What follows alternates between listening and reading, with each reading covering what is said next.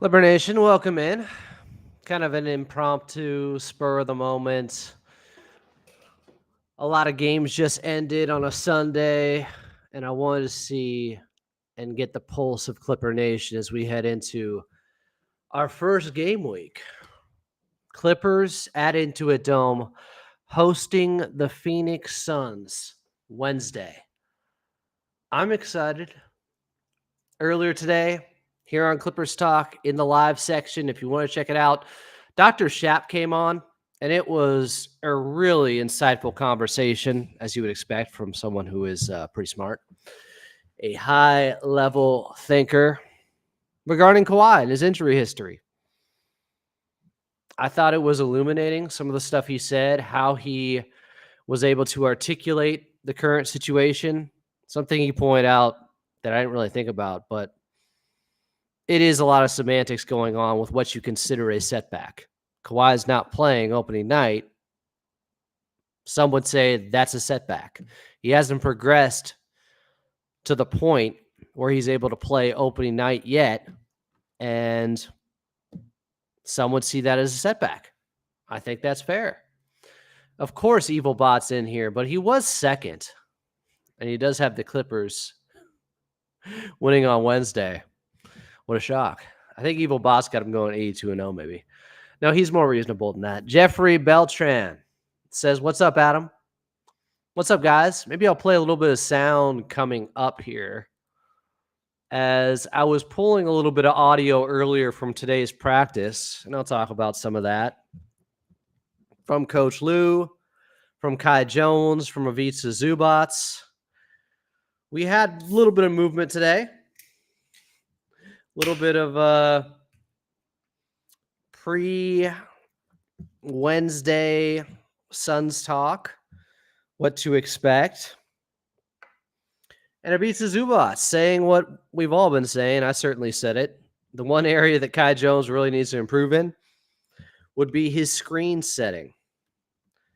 I think that's fairly obvious to everyone.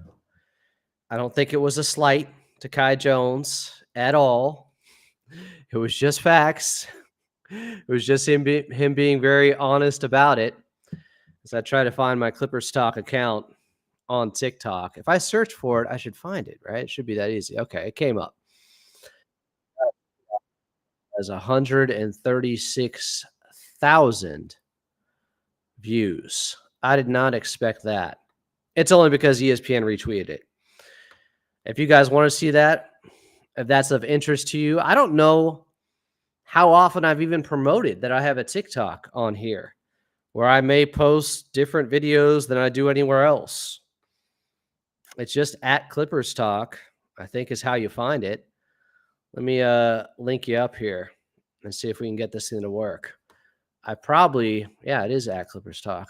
Should promote this a little bit more often. Just gonna get some close-ups. Sorry, Adam. Look at how wholesome this is. It's people shooting hoops after a game. Aren't aware of the situation going on at Intuit Dome and how it looks on the outside. Carlo and I were leaving the game last Thursday, last Clippers preseason game against Sacramento. There's Carlo. And it is just so cool to see. You can't get enough of it. So the evil four-letter asked me if they could retweet it if I own the content. I said, sure, just give me credit. They did. I appreciate that. I didn't have to ask. They're big time. I'm not. And so it's got this little, what I thought was meaningless. I just shot this, as I'm about to leave. And it ended up getting 130,000 views. I can't believe the stuff that ends up going viral. The stuff that people care about. Look at how wholesome this is. But I kept it short and sweet, and I think that is the TikTok formula, you could say. Yeah. Welcome into Clippers Talk. More people coming in here. I'm Adam Oslin. We had a show earlier today with the good doctor, Dr. Shapp, from the Lab, the Jam, the podcast. Yawning Tears said, Adam, check out Pete Nance highlights. Just wave from Cleveland. I feel like he could be the young, tall, cheap power forward the Clippers could use. So why'd they let him go? If that's the case. If he can start at power forward for the Clippers? Why did Cleveland let him go? These are the questions you have to ask yourself. I could ask my guy Bob Schmidt, who's a huge Cavaliers fan. He may come cheap, but guys who are let go at this point typically end up in the G League, which is what has happened with some of the Clippers players. Alondas Williams is with Detroit. He got picked up. Good for him. Too good for the Clippers G League. Too good for the San Diego Clippers. We kind of knew that. If they had another two-way spot, I'm sure it would have gone to him. It is interesting to me that Trenton Flowers, they must be very high on, high ceiling. And I did watch him warm up a little bit, shoot around. There was a little bit of a scrimmage between him and some of the other guys Thursday night before they played. Good prospects, so you want to what? Store him, keep him on ice, keep him in the G League. So that's still not a solution for the power forward then. He's not going to, I don't think, pop enough to be able to put Kawhi back at the 3.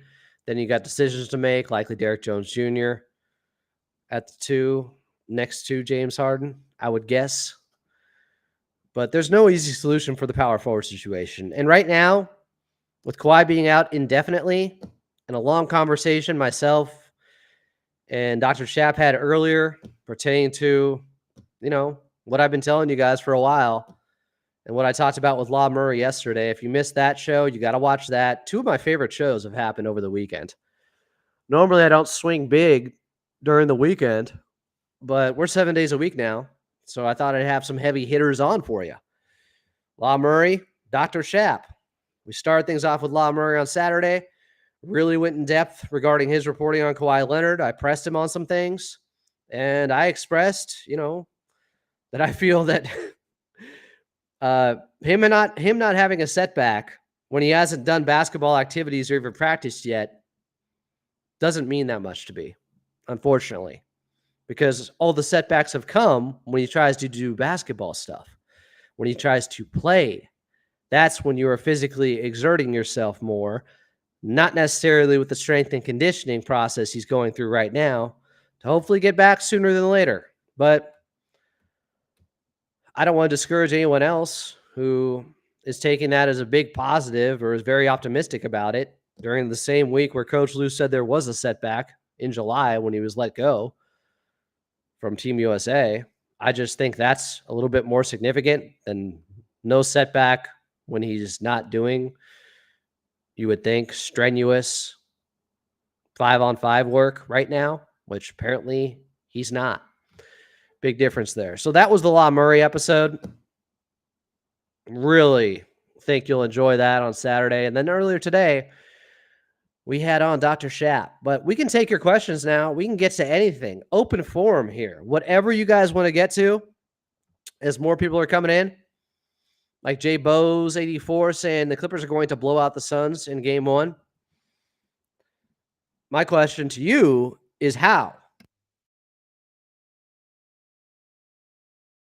Why? What is the advantage they have that you seem so positive about or optimistic about or sure about for them blowing out the Phoenix Suns? Well, Larnus 818 said, did it help with increasing your followers? I think it gave me like 100 more TikTok followers at the moment. This TikTok that got 130,000 views. So I don't know if that's a great ratio. Would have thought it would get me more, but I get the game. Something goes viral doesn't necessarily mean you're picking up a ton of followers from it. Yawning Tears said, oh, he already said this. Pro Bully said, I was worried about offense, but it feels like we can combat that via our defense, resulting to transition buckets and extra possessions. I agree with you. That's going to help. There's no doubt about it. But as much as defense fuels offense, it works the other way too.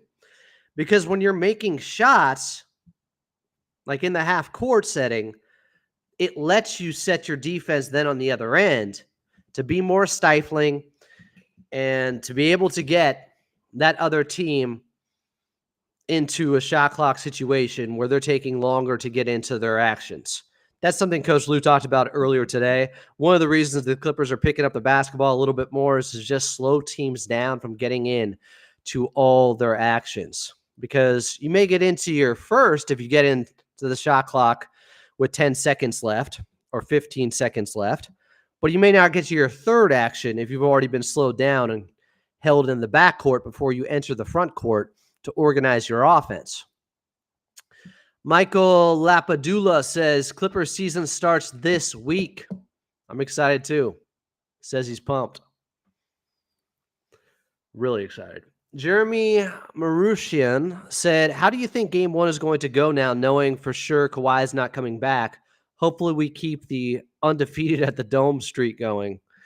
Yeah, I've kind of joked about that. They haven't lost there yet. Well, it's 2 preseason games so far. But that game against Sacramento, guys, was impressive. Sacramento was pretty much playing everybody but De'Aaron Fox. And the Clippers dominated them, shellacked them, took them behind the woodshed. Some nasty defensive plays by the Clippers. And then the young guys like Jordan Miller dropping 21, Amir Coffey with 18. They're doing it without James Harden, without Derrick Jones Jr. That was about as good of a preseason win as you can have. If you want to take anything from preseason or put anything into it, that was one of those games you kind of could, at least to the extent that you can take away positives in a preseason game. JBows84 said energy will be high for the Clips. That's why you think they're going to blow out the Suns. It'll catch the Suns sleeping. Yeah, I'm sure they have no idea they're playing at a new arena, and the Clippers fans are going to be pumped for opening night. I don't look as opponents as being that dumb. They're not going to get ambushed like that. I mean, they might. The energy's that high, but it's not that they won't know that going in, my friend, Jay Bose. They're aware. They know what it means. Clippers home opener, arena's home opener. Master of the Keys said, what kind of ceremonies will the Clippers have on Wednesday? Any jersey hangings or team reunions? Not that I'm aware of at the moment. I would guess if there was, some Blake retirement thing going on, that news would be out. Michael Lapadula said, Clippers defense will win the game. Big Zoo needs to dominate inside. I agree with this. They have a big matchup advantage with Ivica Zubac against the Phoenix Suns. The Suns have 2 big men. One we're very familiar with. We're familiar with both, you could say, but one very aware of. That would be Mason Plumlee, their new backup big. Backing up who? Yusuf Nurkic. Nurkic has been food for Ivica Zubac in the past. He's bodied him. Let me see if I can bring you the stats. I like Nurkic, but he's not what he was before that devastating broken leg, I think it was. He's lost some quickness. And his defense leaves a lot to be desired. In 16 minutes, or excuse me, in 16 games versus Yusuf Nurkic, Ivica Zubac is averaging 10 and 8, an assist and a half. Doesn't exactly tell you the full story. Last season against him, he had a 19-point game where he ended up shooting 90% from the floor against him, was getting everything to go. He's had, maybe I should take it back. He hasn't had enough dominating games for me to say what I just did about that 1v1 matchup at the center position.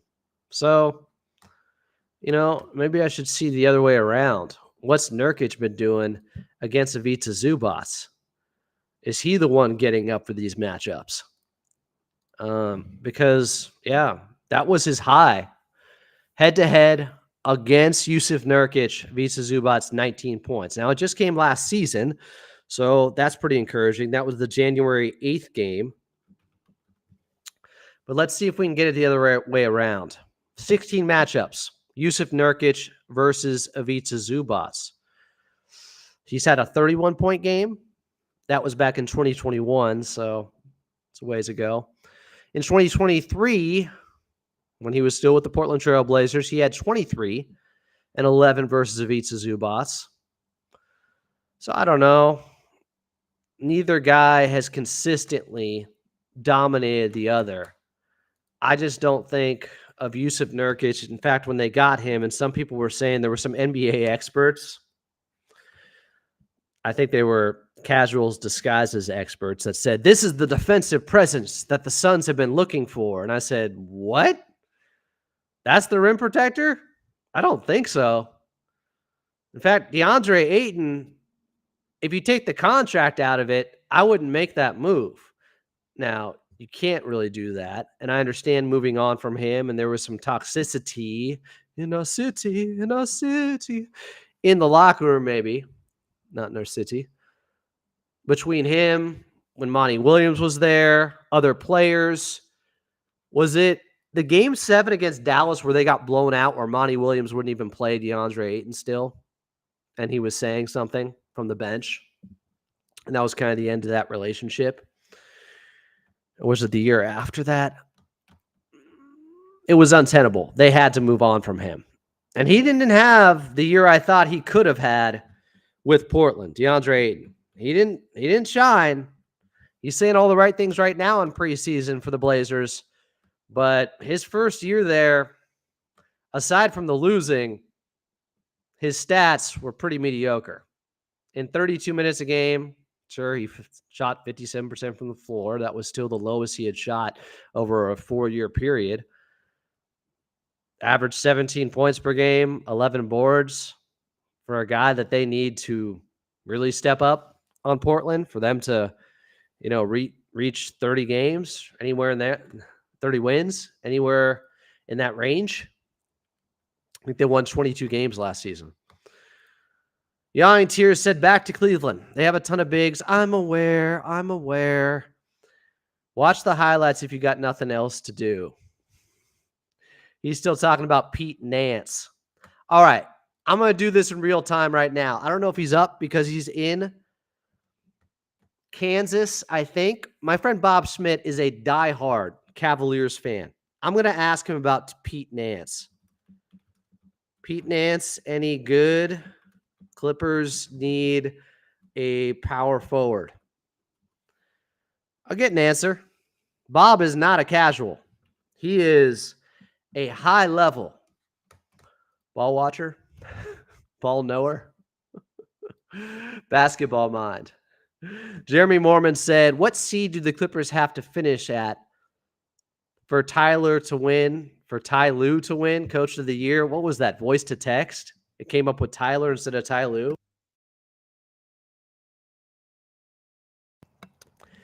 It depends on how many games Kawhi is playing, because the less games he's playing and the more they're still winning would help him when it comes to Coach of the Year votes. They would say the Clippers have overachieved, played above their heads.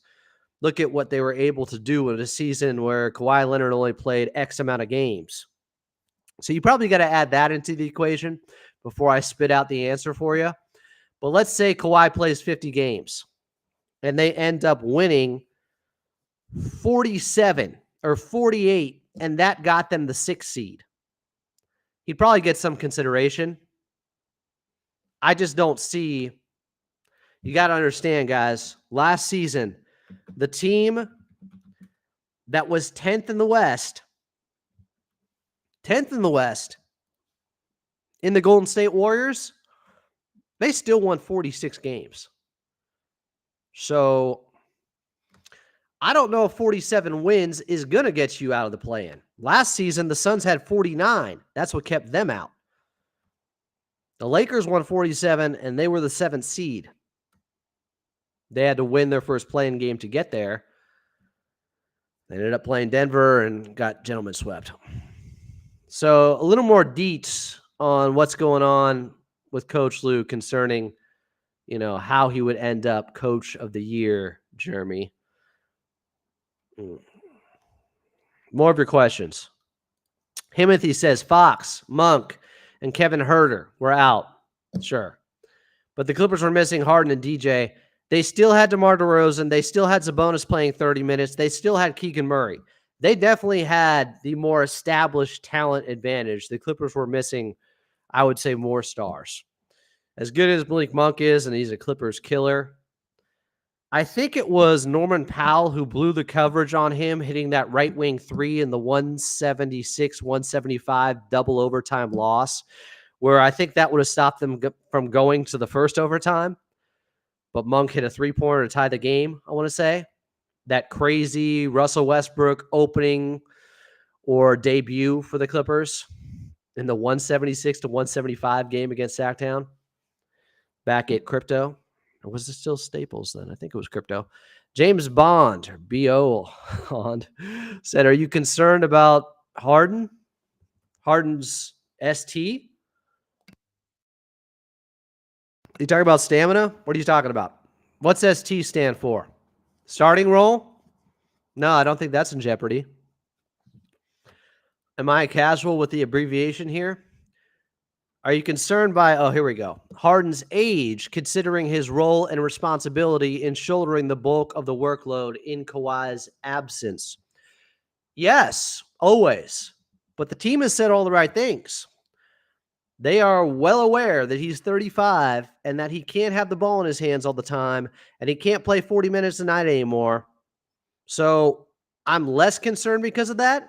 But taking the ball out of his hands doesn't necessarily put it in somebody else's more stable hands.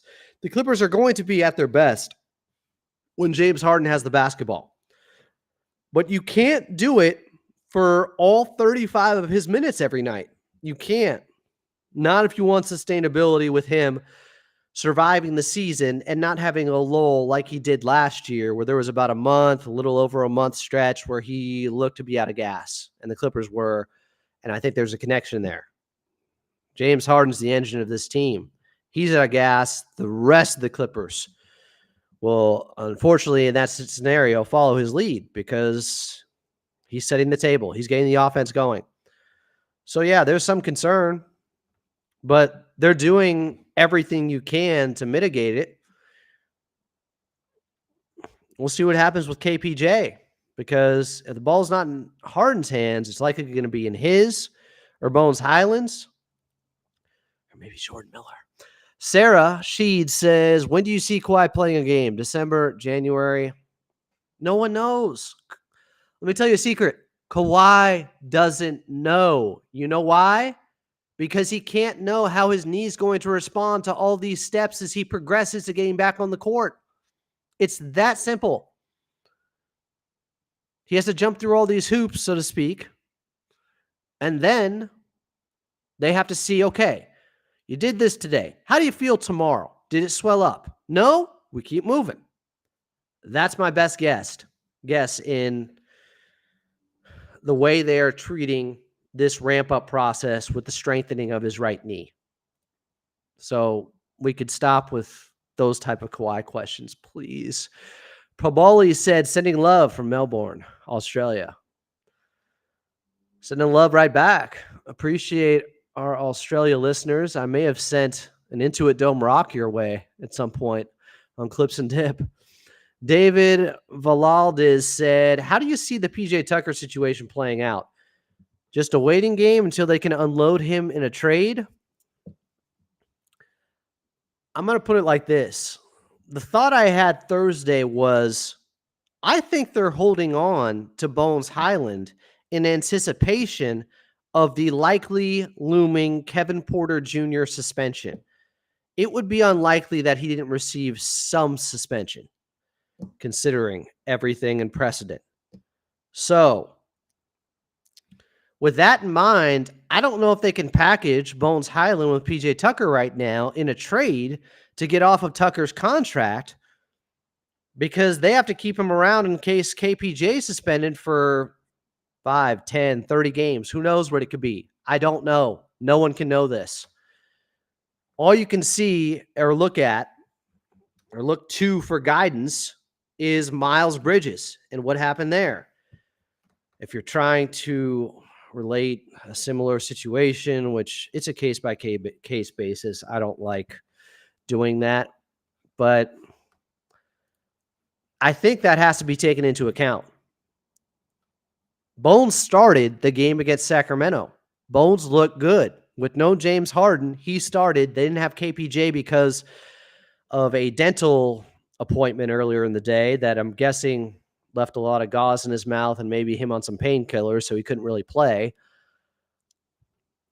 So does that hurt moving PJ Tucker is my point.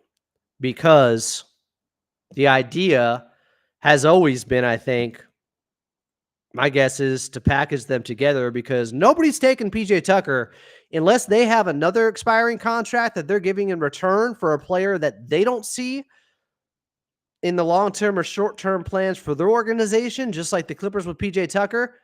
Unless you find another guy like that who is looking washed and not able to contribute, I don't see how it happens. Do they just have to outright waive him and eat the money? Did they try to stretch provision? I don't know. But I would think if you're going to trade him, you have to attach real assets because right now it doesn't look like he is at $11 million. That's what his contract is. And I was a really big PJ Tucker fan. And I'm not trying to hate on the guy. And I think it's cool the Clippers are trying to accommodate him, I guess, the best of their abilities. He doesn't want to be here. They're not going to be playing him here. They'll try to move him if they can. But all he had to do if he wanted to go to another team is not opt into the contract. You can say that was unrealistic. Fine. But opting in and then also getting to dictate where you want to be is a little much, I think, from somebody who at this point is 39 years of age and doesn't look to be an NBA player anymore. At his best, at his prime, or even just post-prime, he could really help this Clippers team. But the guy we saw last season, I don't think so. Cali 2025 says Zoo, Mo Bamba, Kobe Brown, and Kai Jones is our presence. Am I missing anyone? Not really. Batum will play some small ball 5. Kawhi will play some small ball 5. But those are your more traditional centers. J Bose 84 said, "Are you growing out your beard? Shave it off Kawhi's first game back." I don't know if I want to do anything gimmicky like that. I'm not necessarily growing it out because fear the beard, James Harden, he's the face of the team right now, and it's his team. He's available. He's running the show. He's running the offense. We said this, 3 weeks ago. It's a James Harden team now, guys. It is. It has to be by default. Kawhi's not available. So I am excited to see what he can do at this stage of his career. I also think you have to put a governor on him and save him from himself and not let him burn out, which the Clippers are doing. They have put in the guardrails, so to speak, to stop a guard from tiring out, petering out early in the season. They have a plan. Play him more off ball. Not play him heavy minutes just because you're chasing games early in the season with a tough schedule. That's great, but that's going to come back to bite you later on if you do that. You may win some games now and pay for it later. So I think what happened with me is it's just almost fall, and I let it go to a point where I'm kind of like, it's not looking that bad now. It's kind of looking pretty full. It's protection from the cold. And as long as I keep the neck tight, I can roll with this for a little bit. But who knows? Tomorrow I may trim it. I haven't gone full clean shave in a while. You start getting older and it's like, Evil Bot said, I would trade PJ Brown in 2 seconds to the Nets for Dorian Finney-Smith. Maybe. They're a team rebuilding. Maybe they would want Kobe Brown. Feels like you're still giving up a lot there. Let me check the contract on Dorian Finney-Smith, who I don't know if we have a clear picture on exactly who he is as an NBA player. I like him, but his shooting swings have been pretty drastic, I think. Let me check on this. So he went from a couple of years ago, back when he was trying to defend Kawhi, when he was going for 45 on him in a must-win Game 6 situation against the Mavericks in the first round. He went from shooting in 1920, 37% from the outside for Dallas. The next year, 39% from the outside for the Mavericks. Again, 39%. To all of a sudden, the last couple of years, to shooting 35% last year from three, and the year before that, 33%. So is that about situation where he ended up with Brooklyn and they're not going anywhere and it's hard to be motivated? I don't know. He's also, he's big enough. He's 6'7", 220, and he does play power forward pretty often. I think the highest percentage of minutes and what role he's playing is power forward. But it's not, perfect. It's not a 6'9" guy that can stretch the floor. It's 6'7" that conceivably do some of the stuff you need for a guy playing next to Ivica Zubac that is a shooter. I don't hate the idea from Evil Bot. It's not the worst thing I've seen. JMI 1324 says, is this all questions or only Clippers related? I don't know. If you want to talk some Western Conference stuff, I may entertain that. Jay said, dang, that might be my new favorite hat, Adam. This is an oldie but a goodie, the first one I got from the new Clippers branding. Callie 2025 said, why is PJ Tucker listed as a center on our roster on Google? Because you can't play him at power forward. Did you see what happened when he played power forward next to Ivica Zubac? Some of the worst net rating stuff you will find. He stopped shooting. He can't shoot. Doesn't really matter what he's listed as. He's a DNP for the Clippers. He's not playing again for them. That's what it looks like. Gregory Elwood said, but can we talk about the reffing in tonight's WNBA game? Yeah, I didn't like that. I just saw the highlight, and I am still a WNBA casual. I'm not going to act like I'm not. But that foul call was weak. I think it sent the game into OT. And some people were saying, I responded to somebody who I do respect on X. I really like his basketball acumen. Really sharp guy. Talks Lakers too much for my taste. But Jason Timpf, I think is how you pronounce it. He said, we follow each other. He does it for Volume Sports. That's like Colin Cowherd's thing. He's got a YouTube channel, and it's all high-level basketball talk. It's really smart stuff. Schemes, schematics, play calls. He said, bad call, it was a travel before they even called the foul, he's saying. But bad calls are a part of basketball. They are always a potential outcome. That's why teams are so hell-bent on building and holding leads so that you can remove late-game officiating as a variable. Tough way to end the series, though, for sure. My point was, you're kind of letting the refs off the hook here. That's not just a bad call. That's an egregious call. And to say that, don't leave it up to the officials, the old Dana White. Don't leave it up to the judges. Knock a guy out. If it was that easy, teams would knock each other out all the time. You would be able to put someone away. You're in the NBA Finals. You're taking on a very good opponent. To just ask a team to blow them out so you don't have to worry about the officials making a bad call late. I think that's unfair, and it's letting the officials off easy. It's an egregious call. I heard the head coach post-game say it decided the game, therefore it decided the series. I hate that stuff. Joe Rosenfeld said, I believe we will finish ahead of the following playoff contention teams. Kings, Suns, Grizzlies, Warriors, Lakers, and Pelicans. I only see the Thunder, T-Wolves, and Mavs and Nuggets finish ahead of us. That is extremely optimistic.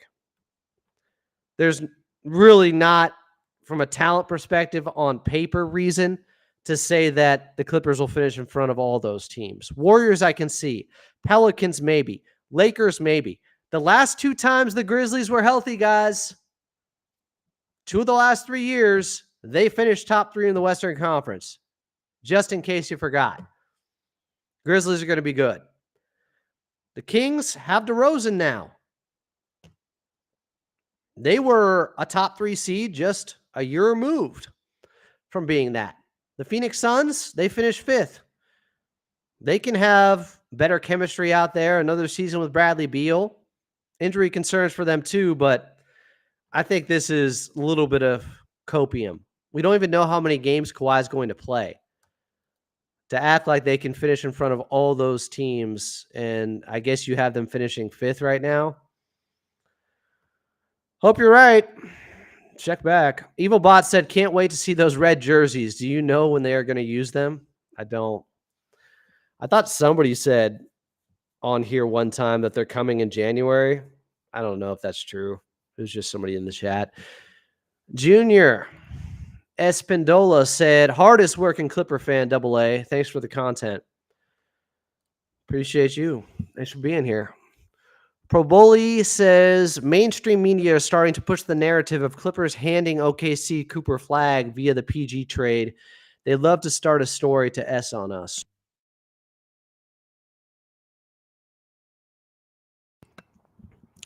I think they just figured out, first of all, the mainstream media has been down on the Clippers. A lot of them have them 12th in the West. So they just realized with that, OKC is a pick swap with the Clippers. So now they're connecting the dots and going, oh, there's a chance that if the Clippers finish around 12th, that OKC could end up with the number 1 pick somehow. It'd still take the lottery balls to fall in their favor. Or if they just packaged, I don't know, 5 of their first round picks or however many you're allowed to trade now to get whoever ends up with the number 1 pick to trade with them to get Cooper Flag. I don't know. I think it's pretty unlikely. Thomas said, do you know if the Clippers gave them some type of pills or medicine to deal with inflammation or swelling? No, man. No. Come on. You think we have that information on Kawhi and everything they're doing to treat it? Or Chinese herbal medicine can help with inflammation? Lee Vibin said, if KPJ was going to be suspended, it would have already happened, in my opinion. Wrong.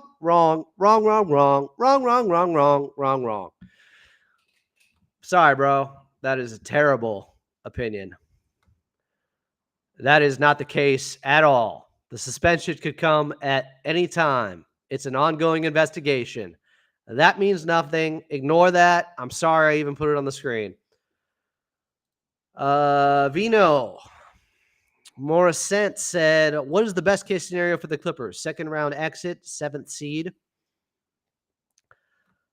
I don't know because of Kawhi's status. It's very hard to project for a team whose best player is currently listed as out indefinitely.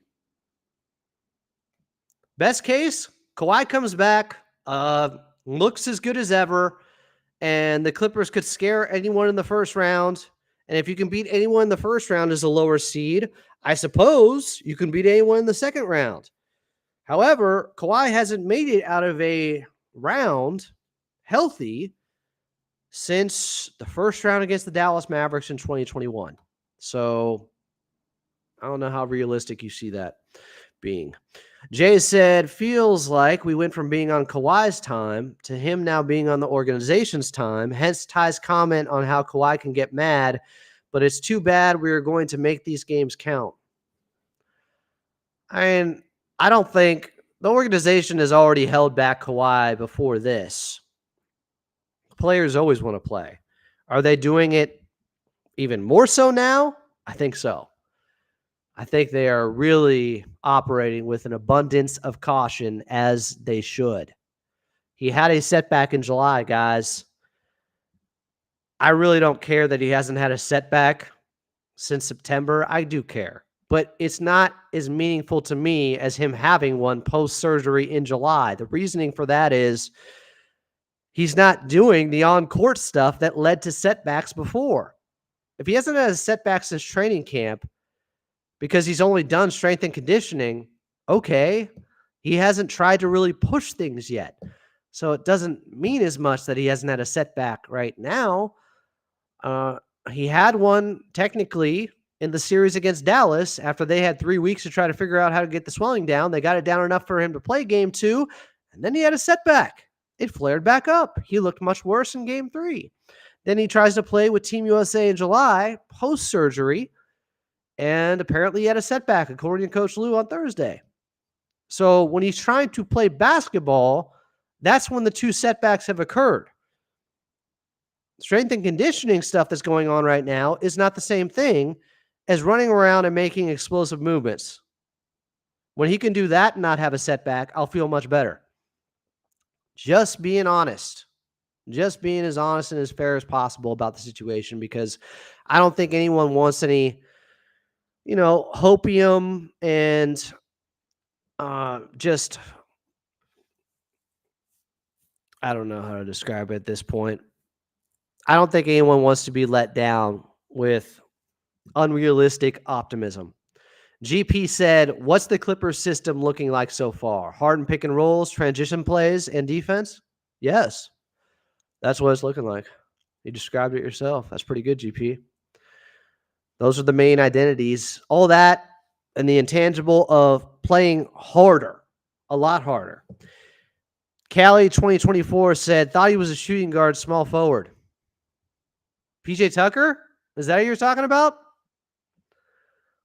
Thought you knew ball. Gregory Elwood said it was definitely a travel.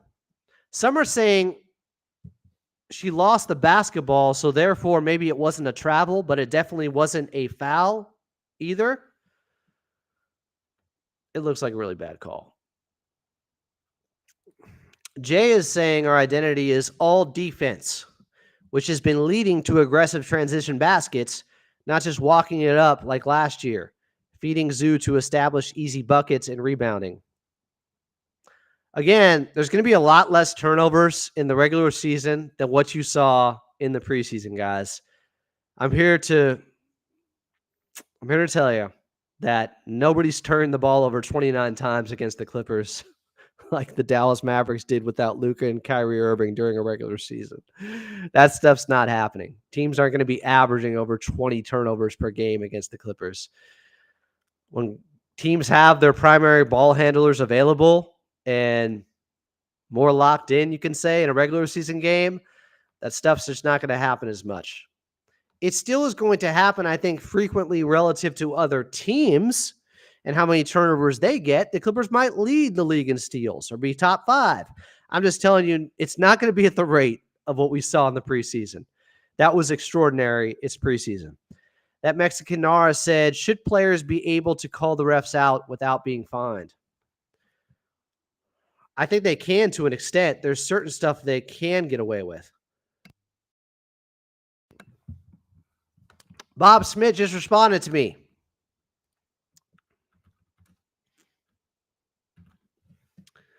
He said, Pete Nance is not good.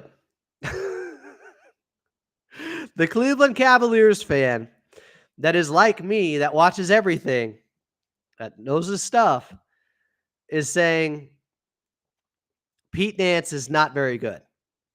He's like me, but with the Cavs. Fear the Fro podcast is where you can find Bob Schmidt.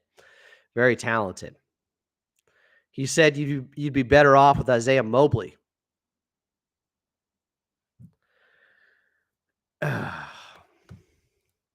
So the Pete Nance talk might have to die down.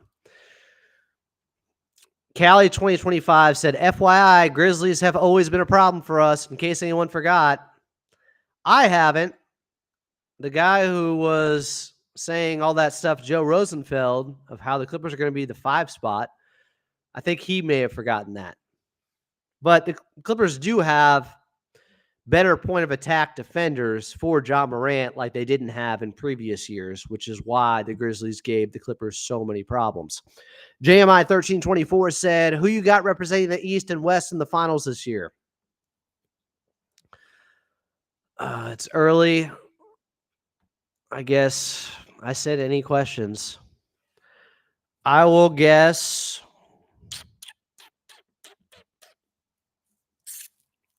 I don't know. I need to know Jamal Murray's status and how good he has looked in the preseason. Does anybody have that for me? Because I would lean towards Denver still. They're going to be upset after blowing a 20-point lead in the second round to Minnesota. I don't think it's going to be Dallas again. Minnesota just made a big trade. I still think they're going to be very good. Anthony Davis is getting better. I want to say OKC or Denver as my top two. OKC, though, the postseason's different. As much as I have them winning the West again and maybe winning 60 games, even though Isaiah Hartenstein just broke his hand, so that hurts him. So maybe it's not 60 anymore. I think Shea might be the MVP because so many people slept on him to some degree last season. When you look at some of the numbers, and best player on the best team often wins it, but Jokic's numbers are crazy and he's more established. So sometimes it takes that second year to get in everyone's mind. And now there's a narrative that he was snubbed last season, SGA. And so voters will lean towards him, and there might be voter fatigue with Jokic, should he be just as spectacular this season. I'll just say OKC and Denver are the two teams I think coming out of the West, and the East is still ruled by the Boston Celtics. Remember, they pretty much won the finals without even needing Kristaps Porzingis. He didn't play much. That's scary. Their two top guys, Jaylen Brown and Jason Tatum, are getting better. Jason Tatum's only 19, guys. No, he's what, 26, 27 now? They're still getting better. And now they have championship pedigree and the confidence of having been there and done that. I think they're coming out of the East again. Daniel Figueroa said, do you think we can just blow it all up by midseason? Anything's possible. But if Kawhi doesn't play, it's going to be hard to make a trade with anybody for him. If that's what you mean by blowing it all up, Kawhi would have to play, show that he can stay healthy a little bit. Then you might be able to trade him. I don't know what you're getting back still. There might be a team that takes a chance and thinks he can complete them and put them over the top. GP said, thanks, Jay. Glad the rebounding is up. The rebounding is not up, by the way. Jay is wrong about that. They were, I think, the worst defensive rebounding team in the preseason. I think rebounding is still going to be a problem for this team, guys. They just don't have the personnel to do it. Coach Lue has admitted to that too. Like, we have to get stops and get the basketball right away because rebounding is an issue. So saying that's part of who the Clippers are going to be this season, it's a point of emphasis in terms of fixing something. They need to be better in that area. They know they do. And Coach Lue has talked about putting a body on your man, turning, finding the basketball, actually completing the rebound, and not just putting a body on your man and boxing out. But I still worry that the personnel isn't there to be an above-average rebounding team. Got to be honest about that. Nate G said, I understand that Chris is great defensively, but do you think that Jordan Miller can take some of his minutes, especially if Chris is not shooting well? He can play the 2 or 3, KPJ, Miller, Coffee, Batum, Kai, Mo. I do think if he struggles from 3, which he has throughout the majority of his career, Chris Dunn, his three-point shot coming around is something relatively new. It's really just his last 2 years, his last 88 games total. He only played 22 games for Utah in the 22-23 season and then played 66 games for Utah in the 23-24 season. You take those 88 games, he's been shooting over 40%. But before that, he was a well below average three-point shooter. I don't think it's a big enough sample size to say he's fixed his shot yet. So I agree with you. That is one route for Jordan Miller to break through. Jay said, forget what it looks like on paper, Adam. Clippers fans don't go by on paper or else we wouldn't be fans. LOL, I feel it in the heart.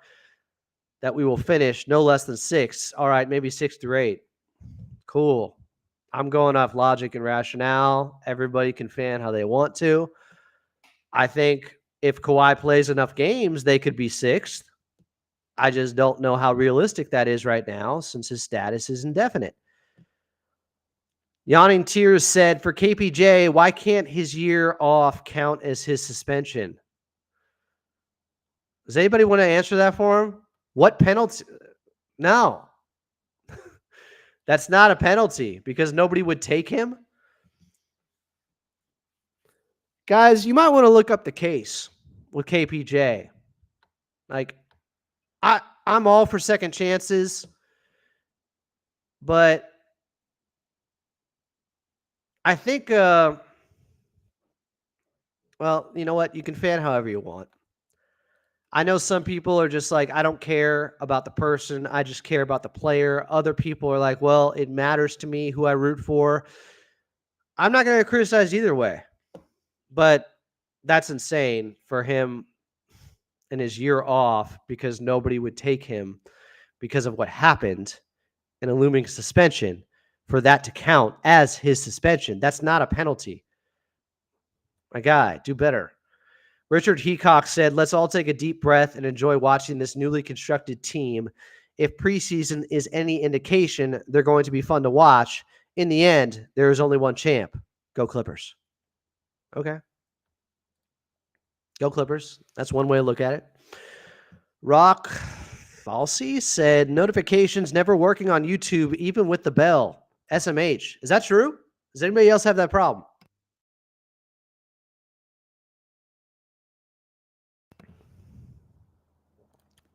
Look who already gave up. The guy who said Pete Nance was good and the Clippers should get him. After one text from my Cleveland friend who watches ball very closely with the Cavaliers saying he's not good. That was it. Yawning Tears said, LOL, okay about Nance. I guess highlights can be deceiving. Yes, they can. Highlight culture is a problem in this business. Big RR64 said, let's go Dodgers. Congratulations. Dodgers taking on the Yankees in the World Series, starting, I think, on Friday. Evil Bot said, Clippers versus Celtics, NBA Finals. Let me know. Cali 2025 said, Evil Bot, I wish. Evil Bot says, stay positive all the time. I mean, I'm of the belief that whether or not I'm positive or negative, it doesn't affect the players. Now, cheering could affect things out there on the court, but the players are the ones who put in the work. People who believe in the superstition stuff and sitting somewhere on the couch is going to make somebody make a shot. It's like, no, what is going to determine that is the work that they put in. They get the credit, not me. That's just how I think of these things. Rock Thalsey said, best outcome, we can move off our older stars and role players by the deadline. James Harden is on a 1-and-1 contract for $70 million. $35 million this year, $35 million next year if he opts in. It's a player's option. Player option. So if things didn't go the Clippers' way, and it was amicable between him and the Clippers wanting to be traded, I wouldn't be shocked by that at the deadline. If the Clippers were well under 500 and Houston already was way in front of them, so therefore the pick swap situation with OKC was already being determined, maybe they blow it up. I don't know. Richard Heacock said, in Denver's final preseason game against Minnesota, Murray had 25 with 5 of 6 from 3. How is he moving, though, to you? Because the guy can get hot from the outside, but he's had his own knee issues. It's not just Kawhi. Paulo Lagarta said, James Harden and Norman Powell package could probably get you something than Claw, if you ask me. Something better than Claw? Well, yeah, but James Harden and Norman Powell means you're dealing with like $55 million in money. That's so much that trades like that, not saying it's impossible, but it's a lot. It's a lot. It's not very likely. Cali 2025 said, I actually like the Dunn pickup. We all do. It's a great pickup. Pro Bowley said, are we in front of the 8 ball with how we operated this offseason due to the new CBA? Is there a chance the CBA catches up to other teams, leaving us with an advantage in the future? Yes, this is accurate. I'm not blowing smoke with you guys on anything right now. I'm giving my honest thoughts on the Clippers in this season. When somebody else said they had them being 5th in the West, I mean, I kind of shot that down. So I'm not just being overly positive for the sake of it. I'm trying to be honest and realistic and reasonable and rational. That's where I come from. Everybody can do it their way. If you guys like my way, subscribe to the channel. This is an interesting point because while the Clippers were a team that I think was being targeted, it wasn't just them, but they're a big spender. So therefore, to have a more level playing field and more teams involved at all times, sports try to create parity through rule changes like the new CBA, which is punitive. It is extremely strict and really hampers teams from going out and spending a ton of money and just buying a championship. It means you have to draft much better now. It means you have to be more shrewd and precise with your trade moves.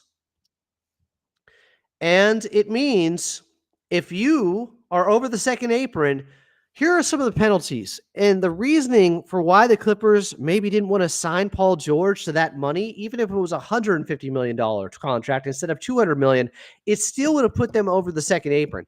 In the second apron, you can have penalties like you move to the last of the first round picks in the draft. So if you are over the luxury tax and in the second apron for like 3 out of 5 years or something, your first round picks will end up being dead last for a while. That stuff is brutal, as we have learned, Clipper Nation, over the years. And your moves on the margins are so difficult. Like you have so little money outside of, let's say, the 3 stars in the Clippers situation. If they had retained Paul George next to James, next to Kawhi Leonard, like getting Batum back, bringing in Derrick Jones Jr., that stuff's not happening. Chris Dunn, that stuff's not happening. So the Clippers being under not just the second apron, but the first apron, it lends itself to much more flexibility. Like if you're over the second apron, you have to do 1-for-1 trades. You have to trade guys. You can't aggregate or piece together multiple guys to make up for the money of one guy. One guy makes $30 million. You have 2 guys that make $15 million. Therefore, you can make the trade work? Nope, not over the second apron. You have to have a guy who makes the exact amount, $30 million, as that guy. It's so limiting and restrictive. The Clippers, though, they can really move and shake out there because they're under the first apron too. Far less restrictions. I think a lot of teams like the Phoenix Suns, when they realize they're not a championship ball club, and who knows, maybe they figure it out. They strike gold and they stay healthy. But teams like that are over the second apron, I think the chickens will come home to roost, and the Clippers will look like a team that is in an advantageous position because they can take in more salary with all their flexibility, and they can make a lot more moves and work with teams more than teams over the first apron and over the second apron can. So it is an advantage. Trust me. Cali 2025 said, Adam, has Cam Christie played? Have you even watched the preseason, my guy? Okay, he hasn't played a ton, and it looked like he turned his ankle. And I don't know if we have an update on that. It happened against Sacramento. Left the game, I want to say maybe it was early third quarter. But, yeah, he's played. Not a ton, but he's gotten shots up when he's been out there. Cam Christie is not a guy I worry about putting up shots. He's aggressive, extremely. And for a young player, that's really good to see. He doesn't have to be told to shoot the ball. Like Kobe Brown, I feel like has gone into a shell a little bit with his aggressiveness on offense. Granted, he has more to balance because he is a connector and somebody that can create on ball. For somebody at his size, that's pretty unique. But I think he needed to look for a shot a little bit more too. He was better the last game, maybe the last 2 games, but he also struggled at times in the preseason and summer league because of stuff like that. RB 3067 said Miles Bridges got time served. He only missed 10 games because the league said his year away counted as 20 of the games. If that's true, then maybe I was wrong. I didn't know that. I don't know the exact situation with him. Yeah, I don't know if they're comparable. I don't. I know they are in some ways, but I honestly, guys, I don't like having to look up these type of stories. I guess for the sake of this chat and being accurate, I should do better with the details and exactly how many games and why, and so we can have a better estimate of how many games KPJ is going to be suspended for domestic violence. It's just, I don't know. This type of stuff hurts my heart. GP says, is the bottom of the Detroit pizza at Intuit Dome crispy?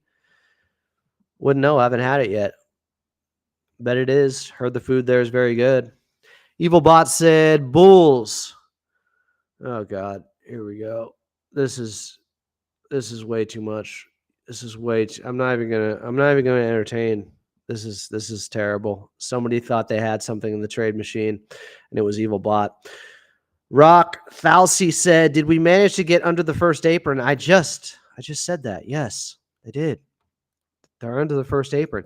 Once they use their non-taxpayer mid-level exception on Derrick Jones Jr., that already set them having to be under the first apron.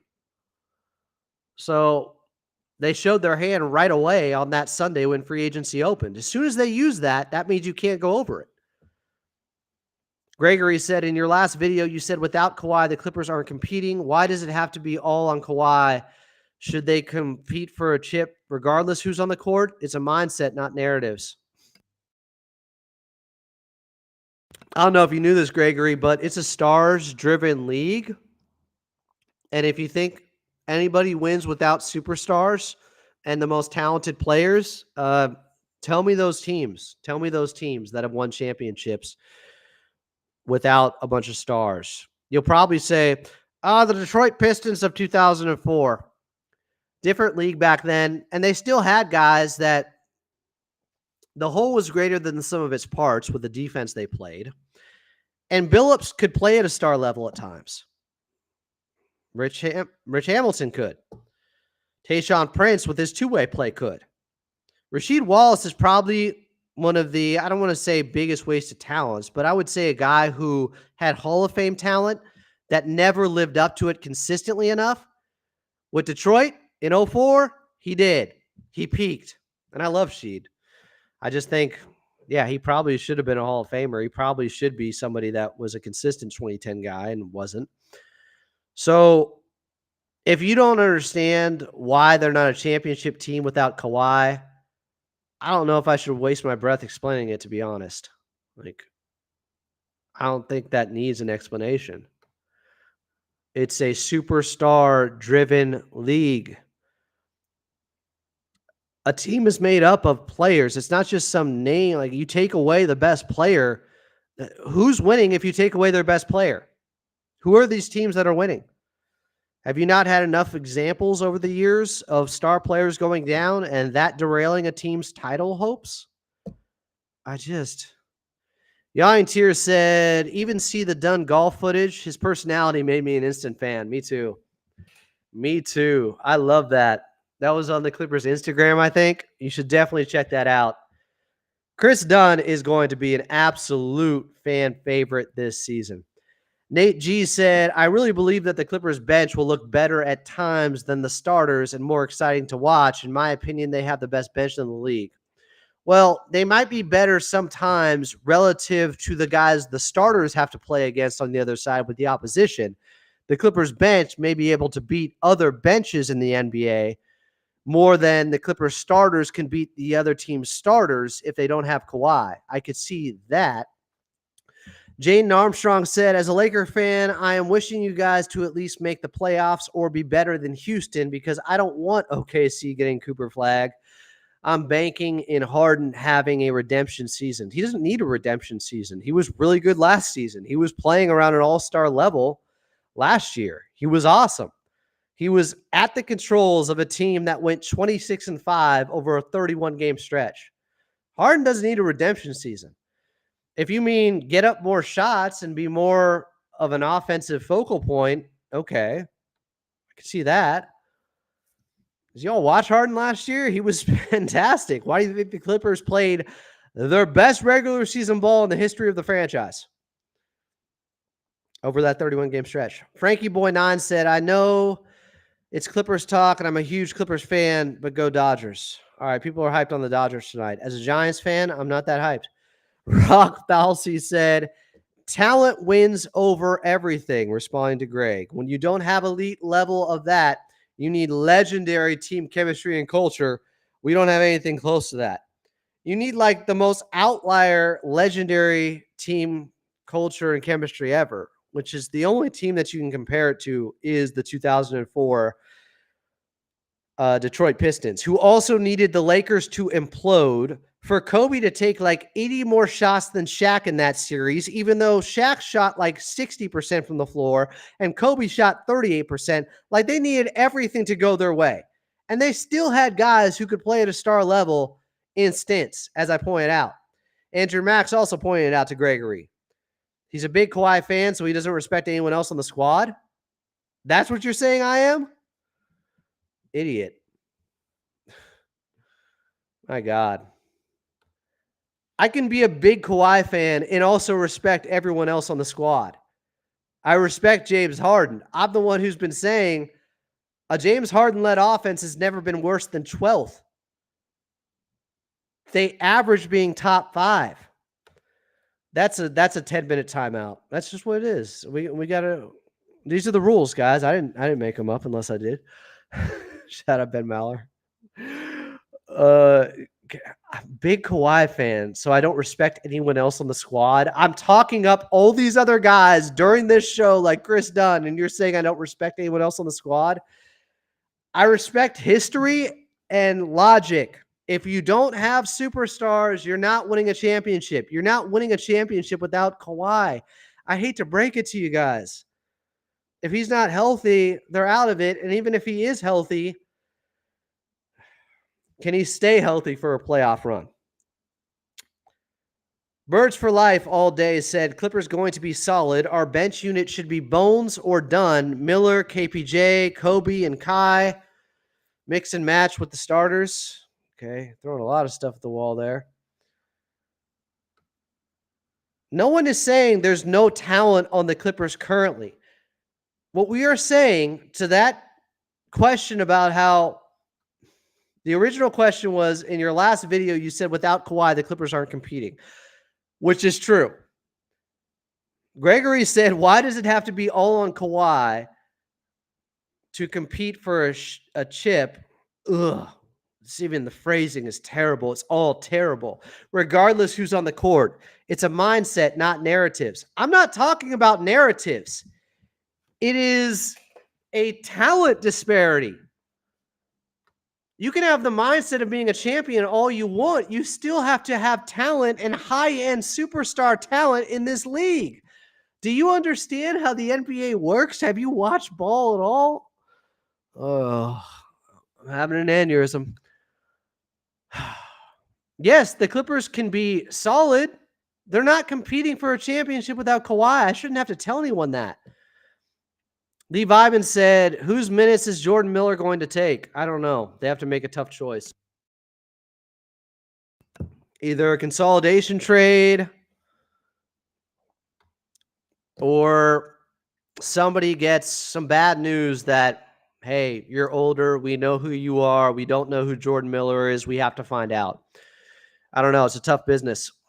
Yawning Tears said, when Kawhi comes back and Man goes to the bench, which current bench guy becomes more third string? Current? If you think Bones Highland is currently in it, him. If you think Jordan Miller is currently in it, him. If you think Kobe Brown is, him. Amir. God, Gregory again. Good point, Rock. Maybe I'm more high on the rest of the squad that they can compete at a high level. I'm not saying they can win it. Well, then why are you challenging me on saying that they can't win it without Kawhi? But who knows? Teams get lucky sometimes. Tell me all these teams who have gotten lucky and have won championships without their best player.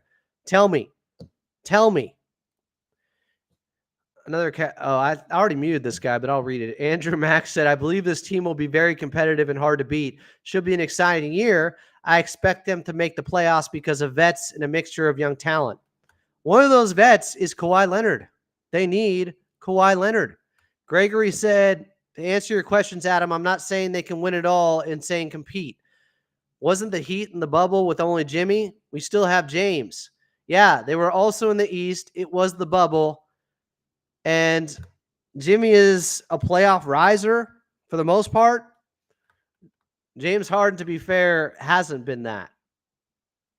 And he's 35. And Jimmy was probably 32 when that happened, or 31. But you're saying here, I'm not saying they can win it all and saying compete. Wait a second. You said, why does it have to be all on Kawhi should they compete for a championship regardless of who's on the court? You kind of did say that, Gregory. You're walking it back because it looks bad now because I pointed out how the NBA and basketball works. See, basketball is the ultimate superstar-driven league because you only got 5 guys out there. So one guy is making up for 20%, but that's not even accurate because one guy's usage rating is what you really look at, how many touches he gets. One guy can swing things so much more than any other sport because there's only 5 guys out there. It ain't football. It ain't baseball. It is completely different, which is why without Kawhi, they're not competing for a championship. I'm not trying to be a downer. I'm trying to – I can't believe I have to say this. Rock Thousey said the Clippers have nowhere near the talent to be competitive in the West with Kawhi part-time and Harden being 35. Some of you, I think, are just looking at this through the lens of being a Clipper fan, which I get. But there's all these other talented teams saying the exact same thing. Why not us? We have this star, that star. Why can't we compete? Like, you can't be that myopic. Coffee and Balls said Clippers defense is going to be great. We need offense. Not sure Harden can carry the load without Kawhi. Hopefully Kawhi can give us 60 games.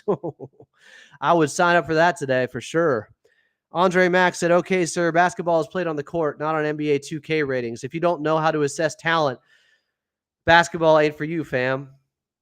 Andre Mack's the one who can't assess talent. Yeah, we know it's not NBA 2K, but the guys who are the most talented guys in 2K with the highest ratings are also superstars in real life in the league, and you need them healthy. Teams aren't winning without their superstars. Denver's not winning without Jokic. Boston's not winning last season without Jalen or without Jason Tatum. Dallas doesn't make it to the finals without a banged-up still Luka Doncic. Minnesota's not winning without Ant. Thunder aren't going anywhere without SGA. Phoenix can't win. They couldn't even win with KD. They can't win without him. Can't win without Book. Newsflash, you don't win without your stars. Thomas said, I think the Clippers team will take on Jeff Van Gundy's personality through hard-nosed defense. I agree with that.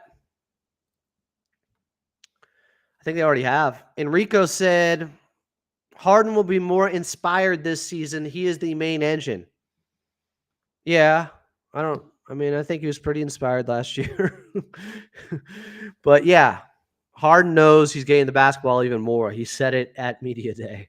Yawning Tears said, probably a bad strategy, but if the Clippers bench is likely to outscore other benches, what if the Clippers went defense priority on the starters to break even there, like Dunn as a starter for X? Who's X? EX? Am I missing something? The problem is you also have to score the basketball. This is why Norman Powell will be in the starting lineup. As much as you say, well, we just lean into defense even more. Why not have James Harden, Terrence Mann, Derek Jones Jr., Nico Batum, and Ivica Zubac out there? Because you're going to have to hold teams to like 15 points in the first quarter, and that's just not realistic to outscore them 16-15. You're not going to be able to. Talent and offenses have an advantage, especially in today's league. You can only hold them back so much with great defense. Great offense beats great defense every time. So it's a terrible strategy, Yawning Tears. I'm sorry. Rock Falsey said, I would say the 2 times Jimmy Butler finals teams meet the chemistry and culture overcoming talent gap. They're in the East, and they didn't win the championship. Is that part lost on you guys?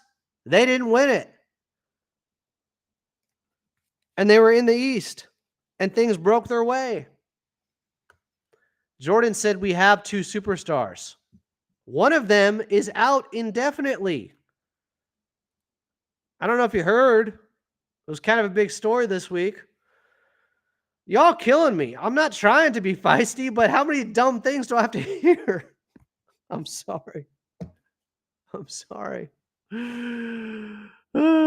Gregory said this. Maybe we can put a bow on it. No, I admit my question is missed. Ask, but the reason I put the chip as the end goal, my question was just competing.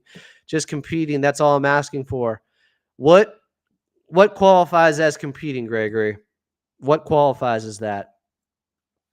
Being a top 6 seed? Winning a playoff series? What do you think competing is? Because they're not winning a playoff series without Kawhi. I hate to break it to you guys, but they didn't win last year with James, with Paul George in a playoff series healthy, and then Kawhi unhealthy for 2 games. They couldn't beat Dallas. So, no, you're not competing by pretty much any interpretation of that. I don't know what to do. Richard Heacock said, Billups and Ben Wallace are Hall of Famers, plus a good nucleus. Maybe not all-time team, but pretty good core. By the way, I'm not building them up. I'm not a Pistons fan. Yeah, no, that was the best defense I've seen in my lifetime. And they still needed Kobe to implode with his bad strategy of outshooting Shaq when Shaq was actually shooting above 60% in that series, yet Kobe took 100 more shots or something like that. Full Spectrum Geek points something out. Homers don't think realistically. Okay. Well, homers should probably be on the Clip Cast podcast because that's not what I do here. I tell you the truth. By the way, those guys are coming on with me tomorrow. Henry Dittman, Chris Wild, tomorrow night. We'll have a Clippers live for you at 9 p.m. tomorrow. F Retro said, you think the Clippers will be higher than the Warriors in the standings at the end of the year? I think so. This is realistic. That could definitely happen. I'm not that high on the Golden State Warriors, but they do have their star right now, their best player in Steph. So I think the Clippers overall, healthy, are definitely better than Golden State. Did you see Keith Smith's tweet about trying to trade Tucker and Bones? I didn't. Give me the info, guys. That's interesting. I brought that up, though, earlier. I don't think they can trade Bones yet till they find out about Kevin Porter Jr. I think that's why they're holding on to Bones, because if KPJ is suspended for any amount of time, they're going to need him. Another ball handler. Jordan said, why mute people for having opinions? If they're not rooted, if you don't like them, just don't read or acknowledge them. Chat should still have differing opinions. I'm talking about way off opinions. I'm talking about illogical, irrational stuff that's not rooted in reality. If you don't like coming here and seeing people muted for insane opinions that are making people less basketball savvy, then you don't have to be here, Jordan. It's that simple. People seem to like the way I do it. They're here. There's more people here than there were last week. Chris Benavid said, I like the fact that there's some stakes involved here. Where, like, if you have an opinion that is so wild and out there and unproductive and doesn't help move the conversation forward, that it can be muted. I'm trying to refine things and get better opinions and learn something myself. I've had some really good comps in here recently that I've talked about. The guy who brought up Jordan Miller being a cross between Coutinho Mobley and Tayshaun Prince was awesome. I highlight the good opinions. I try to weed out the bad ones. Chris Benavidez said, let's just enjoy the season for what it is. Steals, blocks, and get out and run. If we don't get stops, James Harden pick and roll all day. It is what it is. I like that mindset. Jonathan Ing said, Adam, looks like you got to remind folks the Clippers have the lowest floor of all teams looking to make the playoffs. Margin for error is so small. Thank you, Jonathan. I don't think some people in here understand that. Jay said to Lee Vibin, he's being realistic, which is he can't argue with the non-bias, even though it's Clippers talk. Thanks for the content, Adam. The non-bias? I don't really understand that one. Cali 2025 said LOL. Thomas said defense wins championships. It does. You know what else does? Shot making.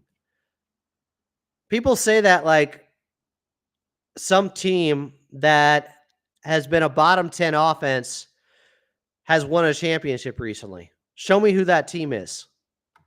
Because offense wins it just as much. You have to play some defense. You also have to hit some shots. There has to be balance.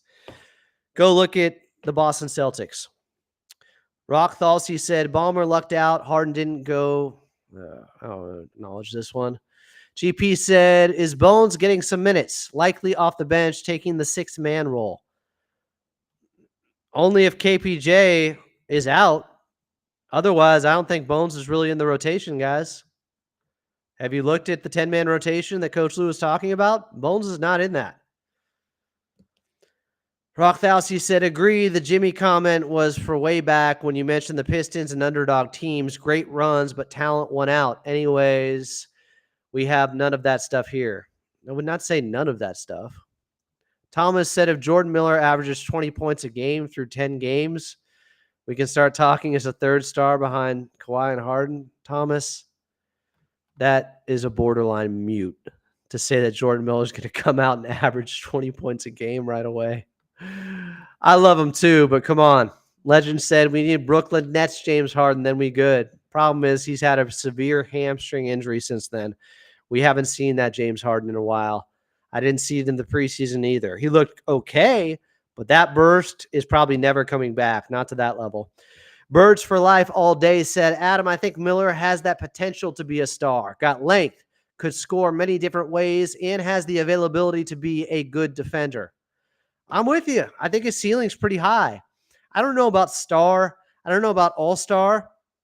He could star in his role. He could be a star role player. I could see him as a 15-point-a-game guy. Maybe he surpasses that. We just need to see more. I really don't want to put a ceiling on him because we have no idea right now. Because the biggest thing with him that's an unknown is what would help him reach that star level. Is his outside shooting real or not? We don't know that. He only shot 31% in the G League last season from three. He shot well in Summer League. He shot well in the preseason. Those are small sample sizes from three. But we also don't know how much he has been working on it, when the no-dip threes really started to happen, and if he changed his shot and now is just a better three-point shooter. That could be the case too. What we need is to see more. More. Adam Driver gif from a terrible movie. Justin Martin said, obviously too early, but I do wonder about the odd man out upon Kawhi's return.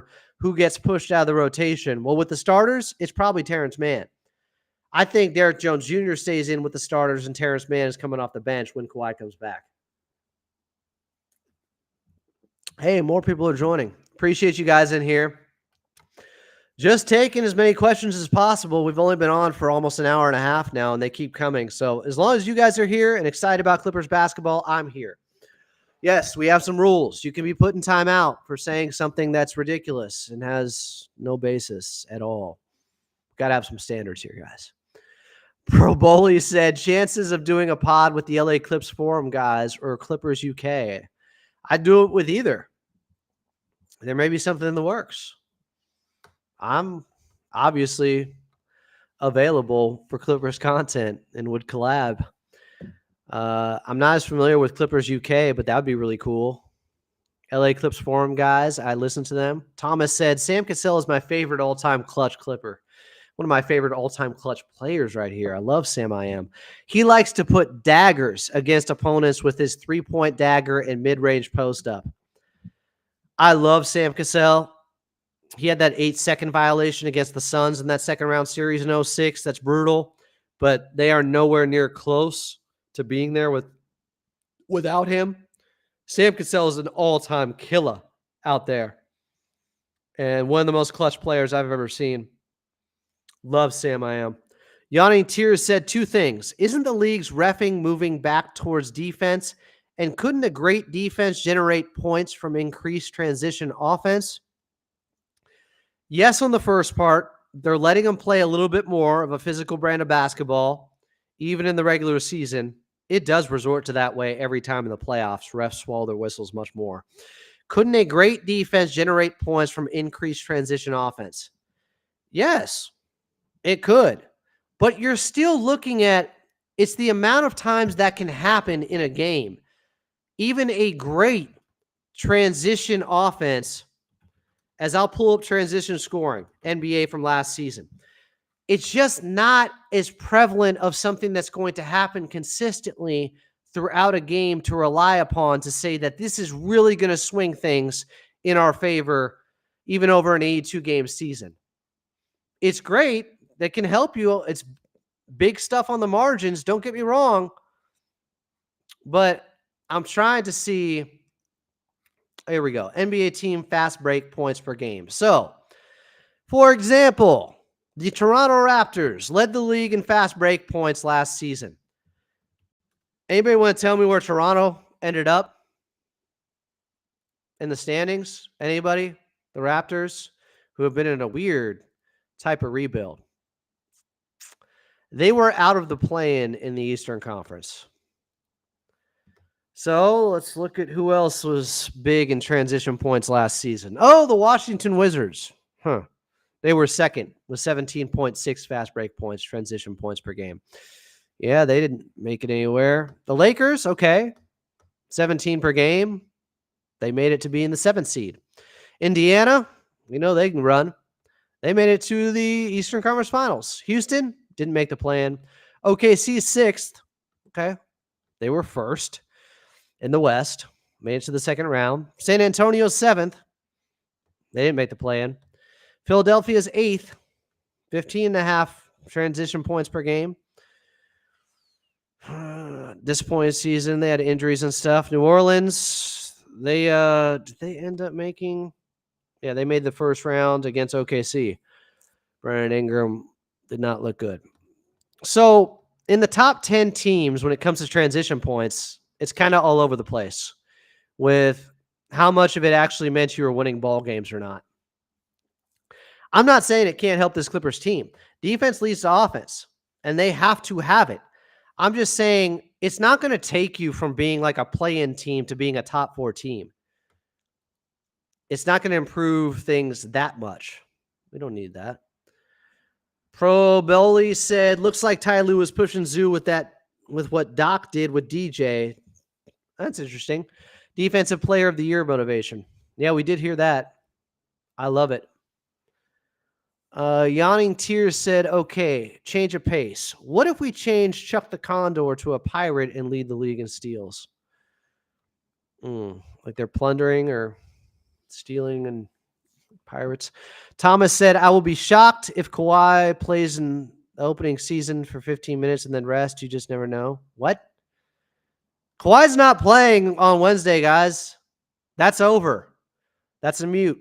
See, this is not an opinion. This is misinformation, Jordan. Lee Vibin said, I like the idea of our mascot being a pirate over a condor. It makes more sense. I like Chuck the Condor, okay? Proboli said, Ty Lue is giving Zoo the same push. Oh, I already had that.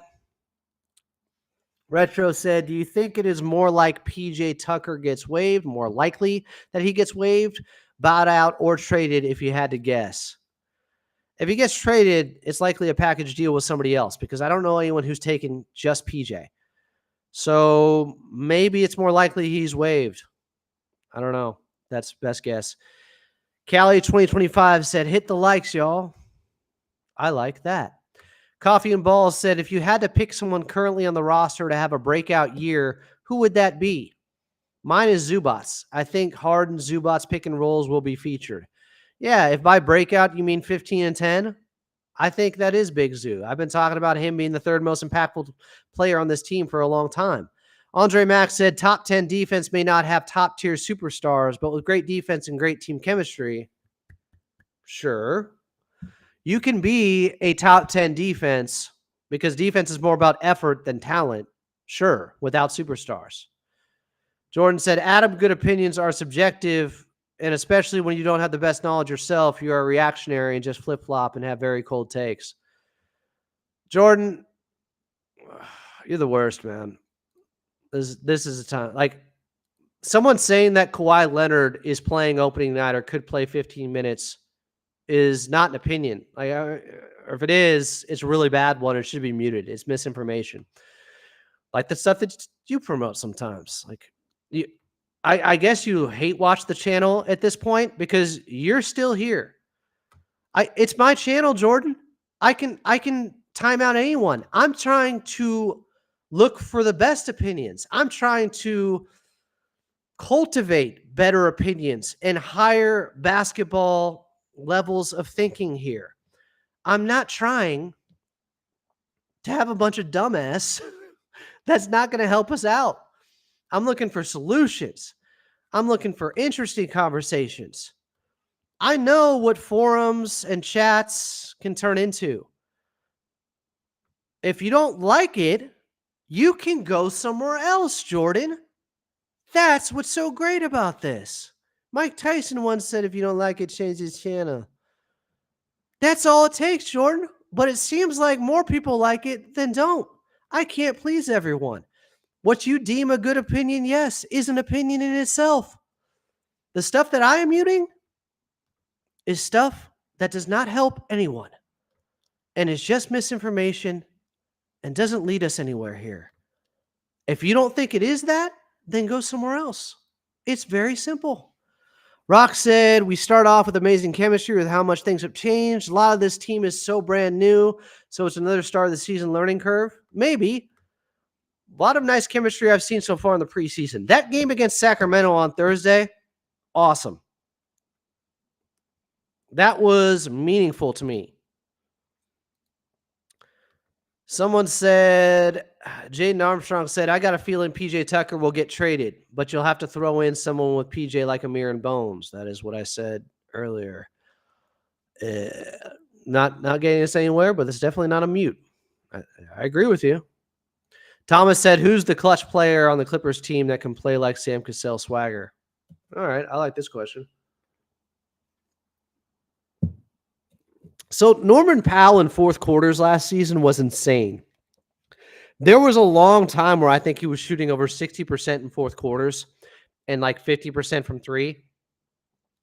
I'll try to look it up for you while we're doing this. Not easy, but Norman Powell was really special with his scoring and his clutch rating. But I'm just going off of fourth quarters in general, not just clutch rating, which is the parameters of last 5 minutes within 5 points. I'm just trying to find how efficient Norman Powell was late in games. This is going to be probably too hard to find. If anybody can pull it up for me on NBA.com, that would be helpful. Jordan, if you left, go pull it up for me. Jonathan said, if you left, you couldn't hear that. Love me some Miller too, but got to pump the brakes on his ceiling. Like with Amir in 2022, when he had that awesome January, he dropped off once the scouting report came out on him. Yeah, that's fair. Jonathan Ing said, one step at a time for Jordan Miller first. You got to get his opportunity and show out. I'm just saying we need to see more. That's all I'm asking for. That's all I want. I am so intrigued with Jordan Miller and what he could become and what he might already be. My thinking is he might be able to help them today while being able to develop. Got the fourth quarter stats from Norman Storman Powell here for you, I think. So last season, man, there's been some turnover on this roster. Norman Powell, what is this? Is it giving me preseason still? I want regular season. Norman Powell last season, so he only ended up shooting 54% from the floor in fourth quarters and 48% from three in the fourth quarter. That's pretty special. That was the guy. He was really clutch for them. So to answer that question, who's the new Sam Cassell in the fourth? Norman Powell shot 54% from the floor in the fourth quarter and 48% from three. And we're talking like a lot of minutes here. If I give you the minute total, this is over 650 fourth quarter minutes, I think. Yeah, that's something. So there you go. Thomas agreed. When it comes to Jordan Miller, the scouting report will hurt him. Joe Rosenfeld said Jordan Miller comp to Prince and Mobley and Desmond Bain comp to Norm was me. Joe Rosenfeld, you are really helping the conversation here. You're making people smarter. You've got another. Kobe Brown's ceiling would end up being similar to somewhere between Marvin Williams and Thaddeus Young. Man, that's not bad as well. Marvin Williams, I could see that. Rock Thalsey said, long as you keep expectations low with the team as a whole, then we shouldn't have issues with guys like Miller struggling through the process.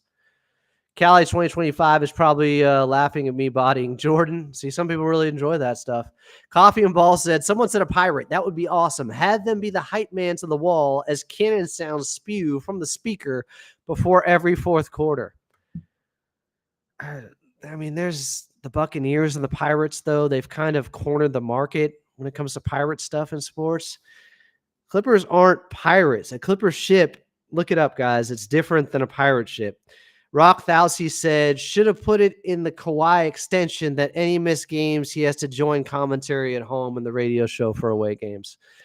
I know you're joking around. I would love that. Elijah said, honestly, we've got to just learn how to let them run. Amir and Bones second units. Think we can trade them early for some assets. Just let them run, but then trade them. See, Cali 2025 said that's a mute. I don't know what he was talking about, but it's only a 10-minute mute. I mean, it's not that big of a deal. Jordan still doesn't get it. Yeah, Jordan ended up being more right so far on KPJ than maybe I was. He said, I have had the best opinions, for example, on me saying KPJ can be the starting two. In your world, it would have been muted for that. Did I mute you then? I changed my opinion on KPJ when the evidence changed. When Coach Lou said that in order for us to be successful, he's going to have to be a big part of that. I have no doubt changed my point of view. Jordan already had the view that KPJ could be a starting two. I've been using that as kind of a hot take. I think it still is. And we have only been in the preseason so far, Jordan. So before you pat yourself on the back too much, you may want to slow down a little bit. Here's the great thing. I could mute them and then apologize later on if I ended up being wrong. Kind of just did that with you, Jordan. But you'll still be unhappy somehow because you just want to be angry. Andre Max said Kawhi most likely will play 10 to 15 games before the All-Star break. I hope not. I know that's coming from nowhere and just very rooted in negativity. Jonathan Ing said, for those who think Kawhi is playing Wednesday, reality check, he isn't playing. He hasn't even been practicing or had 5-on-5 contact or ramp-up period. Yeah, I muted the guy who said he's playing. Like, I'm sorry. He's not playing. That's already out. Jeremy Mormon said, if we waive PJ, would signing Miller or Kai, not Kia, to a standard contract put us past the first apron? Ooh, that's a good question. I don't know the cap situation there. That's a really good question, Jeremy. If it would put him past the first apron. I've asked about how close they are, I think with Justin Russo recently. That's something for Justin Russo or Lucas Hand. Don't call him Han. Still on that. Jay said, this has been my favorite Clippers talk so far. About to make some popcorn. Keep them coming. Mute, mute, mute. Hey, Jordan, some people like it. Can't please everyone. Gonna do what I believe in, not what you believe in. It's not your channel.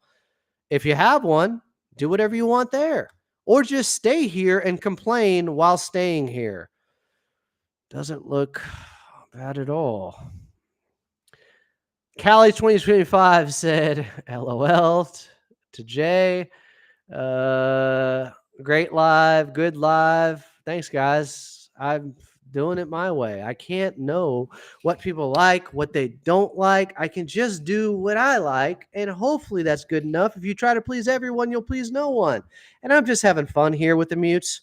It's just a 10-minute thing, but I really do want some good opinions here and not uninformed stuff. It happens. I don't just like I probably muted 3 times so far. We're an hour and 40 minutes in.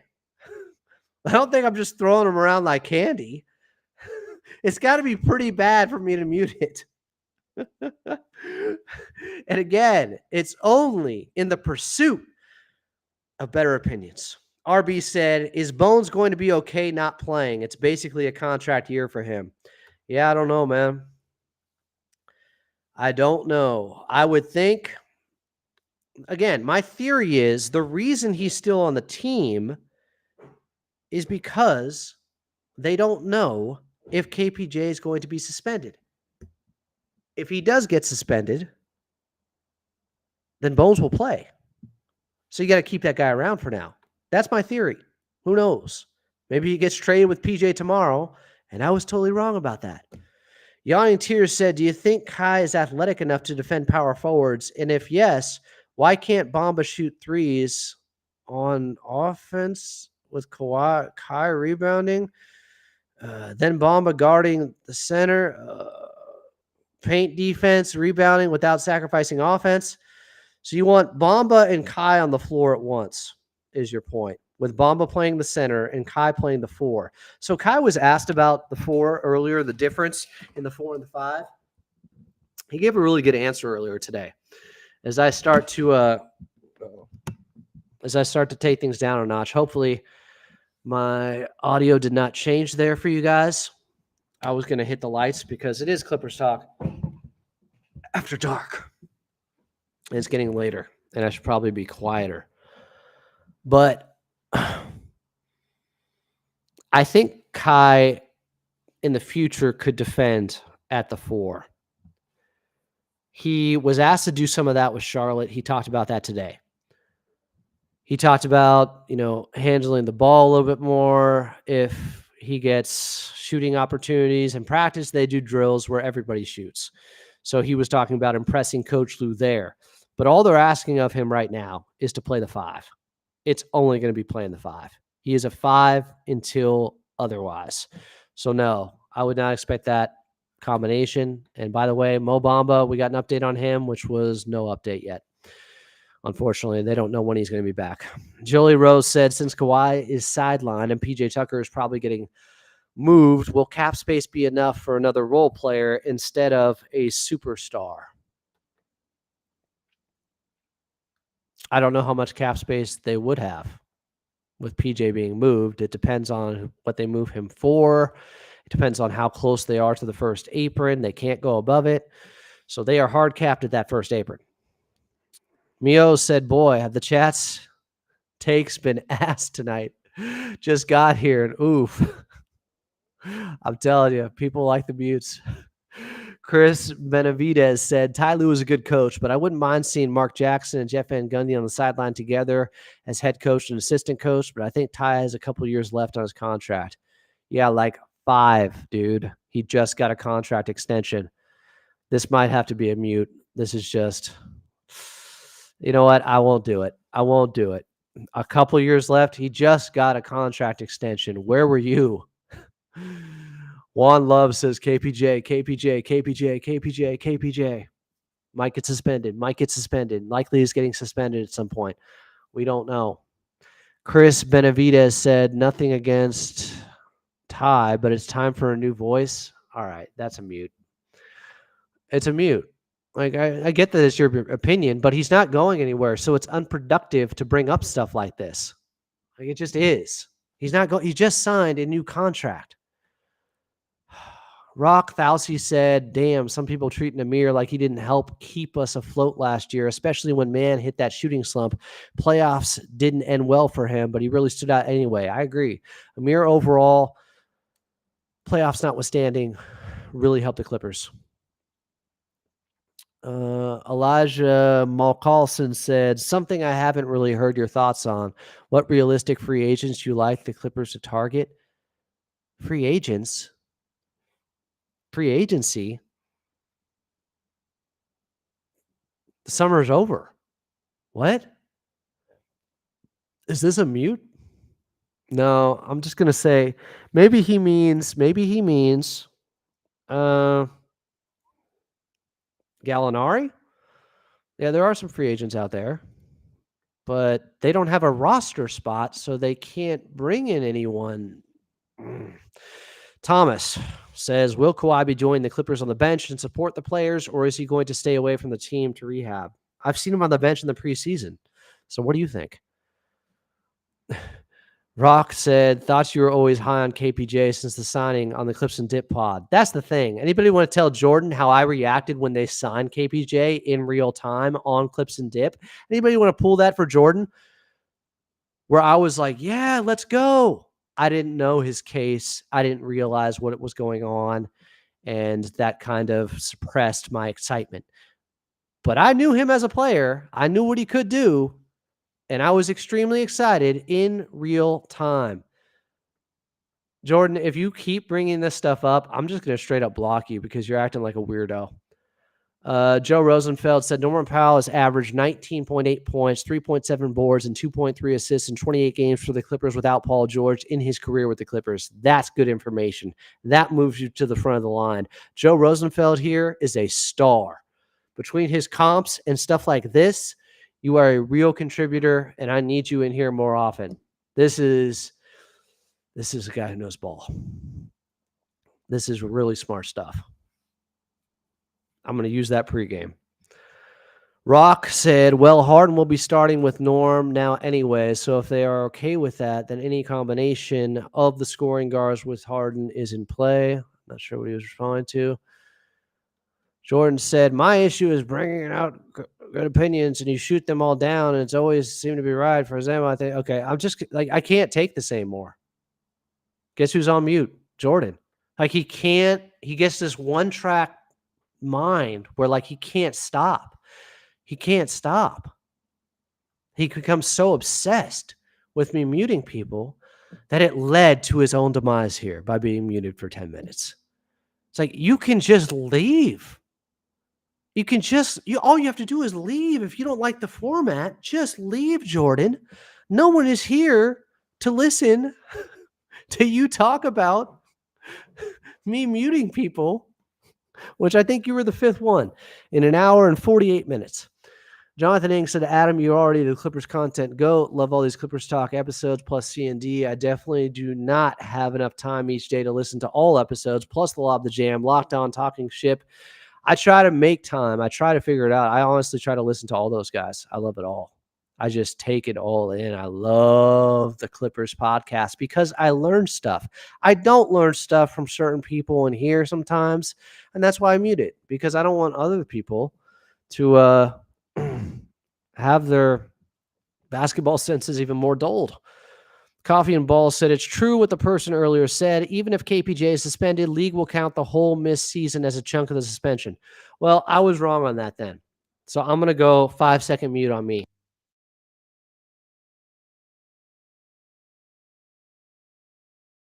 Okay, full 5 seconds. I deserved it. I did not think that was the case. I guess I didn't like the fact that somebody was rooting for that. Like, I think whatever suspension he gets is warranted. Look at what the off the court issues are. Those are very serious. So I guess I didn't like that part of it, that somebody was rooting for, whatever the suspension is, it's deserved, right? Like, I'm all for second chances too, but come on. He has made it clear that he's willing to accept whatever the NBA comes down with. KPJ. I don't think that's controversial. I think it's deserved. Rock said the twin bigs thing might only work against Orlando and Cleveland. Maybe. We'll see some experimenting. Oh, God. He was muted. Coffee and Ball said, today I made the connection that Ty Lue and Brian Shaw were teammates on the early 2000s Lakers teams, and Shaw was probably Lue's vet. Ain't no probably about it. He was. Good connection. Worth bringing up. King Charles said he means trades. Don't know the context. Yanni Tears said, okay, interesting scenario. Say KPJ gets partial season suspension and Bones plays well. What happens when he comes back? Then KPJ is probably out of the rotation. I've been saying this entire time. As much as I see the talent and have seen it forever, if you put the off the court stuff aside, do I think he can help this team? Yes, of course. Again, if you go back to that Clips and Dip episode, when the news broke, I was cheering it. Then I heard what he did, and I was so disappointed and devastated. It was just like, because to be honest, I wasn't keeping track. Like, I don't like to keep track of all these off the court things. It bothers me. It bums me out. It makes me not want that guy to be on the team, but he is on the team. And when guys are here, I'm trying to look for silver linings, and I'm trying to not condemn people to hell, young people, for making mistakes. Now, the severity of mistakes varies, and this isn't just a mistake. I don't even want to use that word. This is, I understand people think it's unforgivable. Like, I am open to you being like, I don't want to root for him. I don't care how good he is. Or being like, I don't care what he did. I care how good he is. There are two different ways to go about this as a fan. But the one thing that I had said was, if he gets suspended early in the season, like, he's going to be way behind the 8 ball. And that's on him. It's all deserved. And he knows it. So if he can't get back into the rotation because he falls behind other guys who were performing while he was suspended, nobody's going to feel bad for KPJ for that. Elijah said, my bad, clarification for my free agents question. It was for future seasons. Bro, I'm not here to talk about free agents for a year from now almost. Like, what? I understand it's an open forum, but that's not really what I want to talk about tonight. We have more pressing matters at hand. Birds for Life all day said, I don't really understand why we signed Bamba. Kobe Brown and Kai Jones could play more minutes and give you that energy, because Bamba has played more NBA. He's played far more NBA minutes than both of them and is far more established in the league. And we didn't even know Kai was for sure going to make the team. That would be why. Hope it clears things up.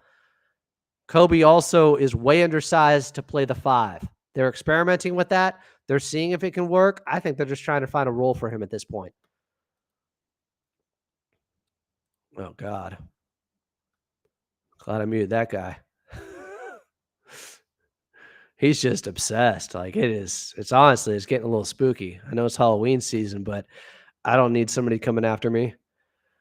Retro said, I'd love to see KPJ, Miller, Coffee, Batum, and Kai for some stretches. Yeah. I wouldn't rule that out. but I don't think it's happening early in the season. Jay said, we can't underestimate the new arena like this. At the end of the day, these players have too much pride and motivation to not make the playoffs as the inaugural team. They aren't relying on number 2 like years past. You can have all the pride and motivation you want, guys. I know they have that. But not having Kawhi, depending on how long, really makes things difficult. We have to acknowledge that. Do I think Intuit Dome's going to make a difference? Yes. It might make a 5-game difference. I don't know. Maybe it's 2 to 3. It's going to make a difference. Not having home 12:30 starts automatically makes a difference. The Wall is going to make a difference. It is loud, and it was only at 60% capacity. So I agree with the first part, but like to act like other teams aren't super motivated, that's just an intangible that I think is a little bit homerish. Like, we're more motivated and we got more pride. Everybody right now is extremely motivated because nobody has lost a game yet. Do I think the Clippers have the right guys with the right makeup, the right level of professionalism that could give them an advantage roster-wise? Yeah, I do. Combine that with Intuit Dome, it's not a crazy thought. Proboli said, wonder if Harden will be rested on back-to-backs, allowing for KPJ and Bones to run the offense in his absence. Could be another reason they have Bones still on the team, and Ty did say he will have a role. Yeah. But I think KPJ is ahead of him if he's available. It's if he's suspended, then Bones is going to be necessary. And you know I'll be rooting for him. I love Bones Highland. Then again, I could be completely wrong about that, and they could trade him with PJ Tucker tomorrow. Bones wanted to be traded at the deadline with PJ last year. He wants more playing time, and I can see why.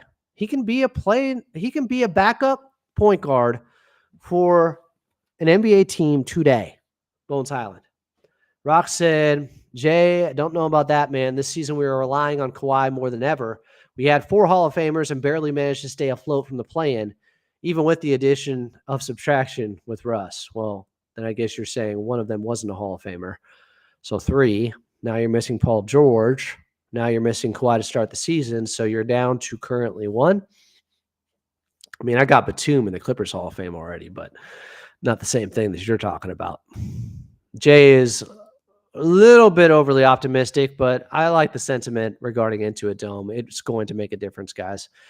Levi Bin said only 10-game suspension if Miles Bridges' suspension is a precedent. Okay, we'll see what happens. GP said, I'm glad Batum is back. I think it might be his last year of NBA ball. I think he's on a 2-year. I think he's playing. I mean, it could be.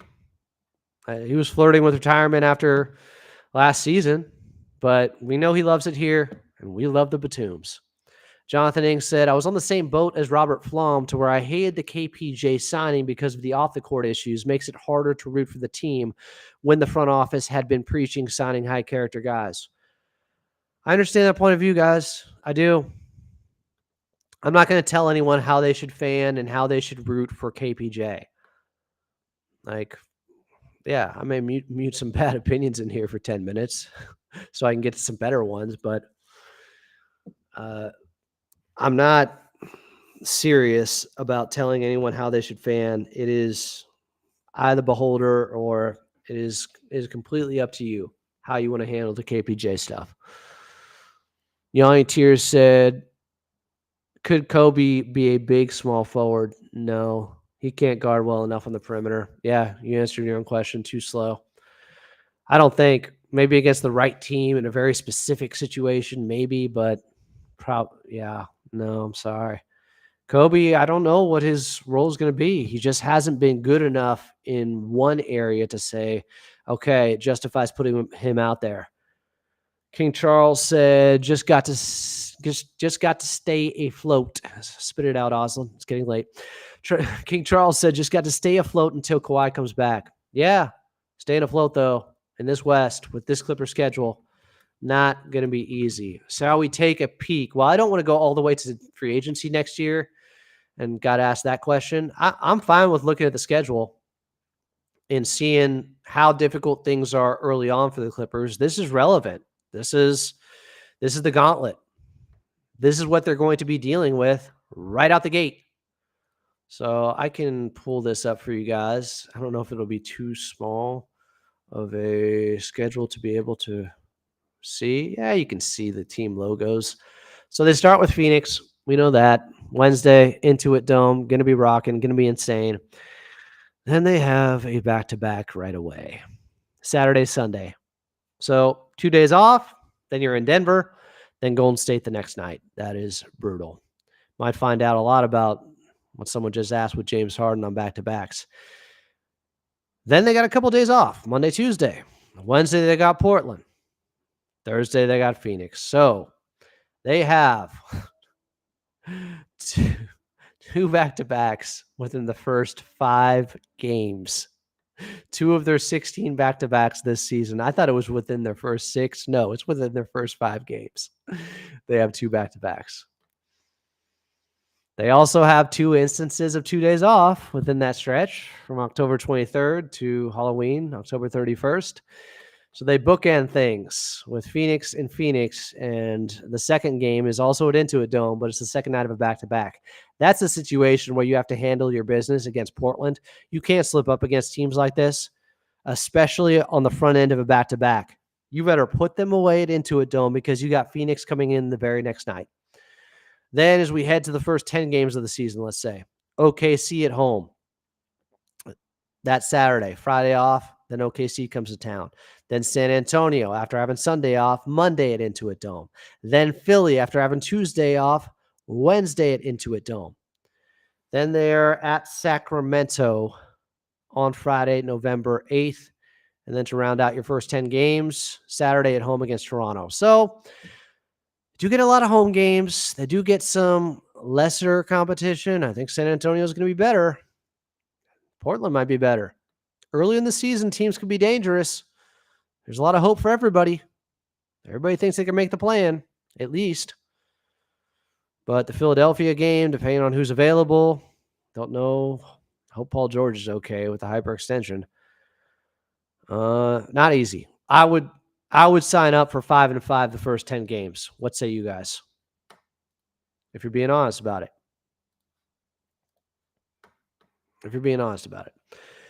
Rockthausi said, last time we actually had some young guys competing among the front court bigs, we got the Hart situation, so maybe Kai breaks out. Yeah, people have been talking about this a lot.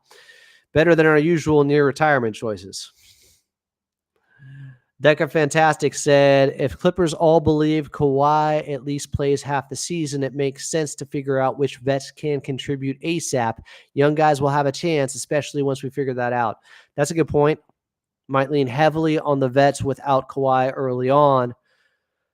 I just think there's a chance that Jordan Miller can help you now while he's still developing. But I understand the pushback against that.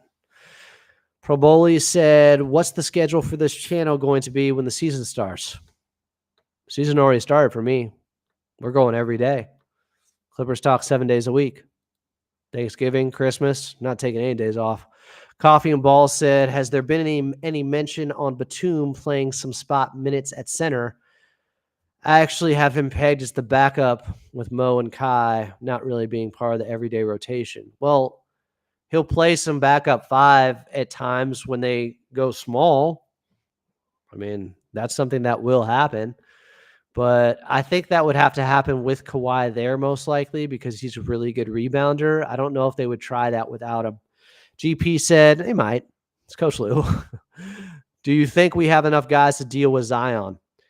Clips have been having trouble with him. Who hasn't? Like sometimes we talk about Clipper killers and they're just good players that kill most of the league. I don't know. Can Kai guard him a little bit? I thought PJ Tucker was actually decent, but he's done.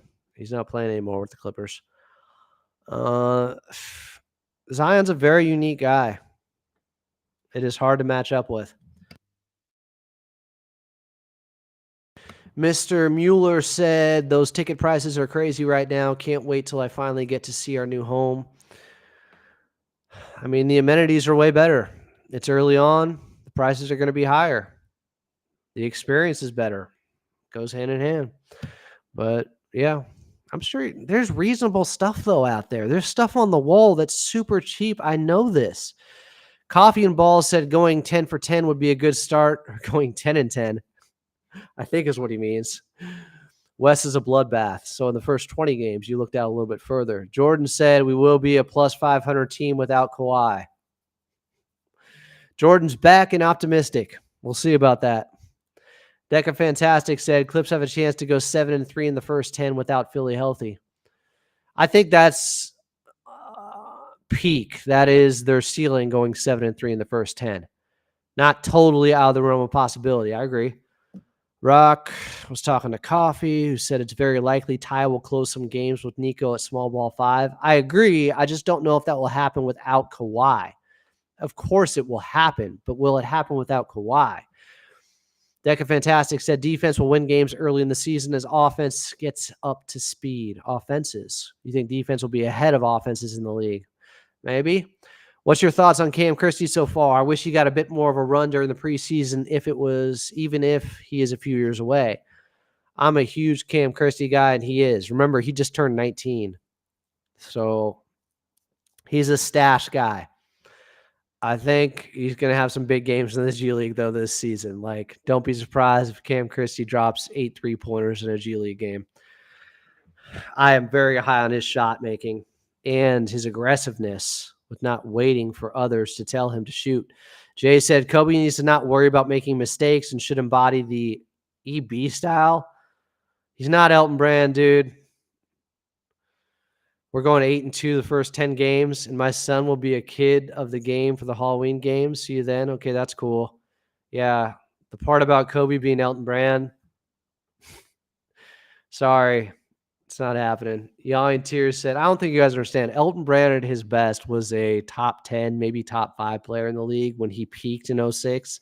You go back and watch those playoff series against Denver, against Phoenix. Elton Brand was a monster. Yawning Tears said, wasn't the excuse why we had crap schedules in the past because of sharing crypto? Now what's the league's excuse for us being tied for the most back-to-backs? Well, I think like 10 or 11 teams have 16 back-to-backs. So I don't know how many of those teams, though, do have their own arena. I've made that point. When the schedule came out, I was irked by it. I went off. You can watch that episode in here. King Charles said, what do you think or hope the record will be before the All-Star break? How many games do they have before the All-Star break? And I'll tell you. How many games is Kawhi playing before the All-Star break? And I'll tell you. I just like going first 10 out because maybe Kawhi isn't available the first 10. So I could stay within there. Mio said optimistic 7-3 with no PG for Philly game, and we split versus Phoenix. I think 7-3 isn't wild, isn't out to lunch stuff. Jay said league just wanted to remind us that we are still the Clippers. Jordan said we will have a strong 6-4 start in the first 10 games of the season with a killer schedule. Jordan's back, and see, the mute worked. He's actually talking about something else. How can I not use it? It's effective. King Charles said, what do you want the record to be or hope to be before the All-Star break? I'm not going that far until I know what's going on with Kawhi. 500? Pro Bowley said, does the Intuit Dome smell new? Like a new car smell situation? I've said it's got that new arena smell. X-Mongo Project said 82-0 season still alive.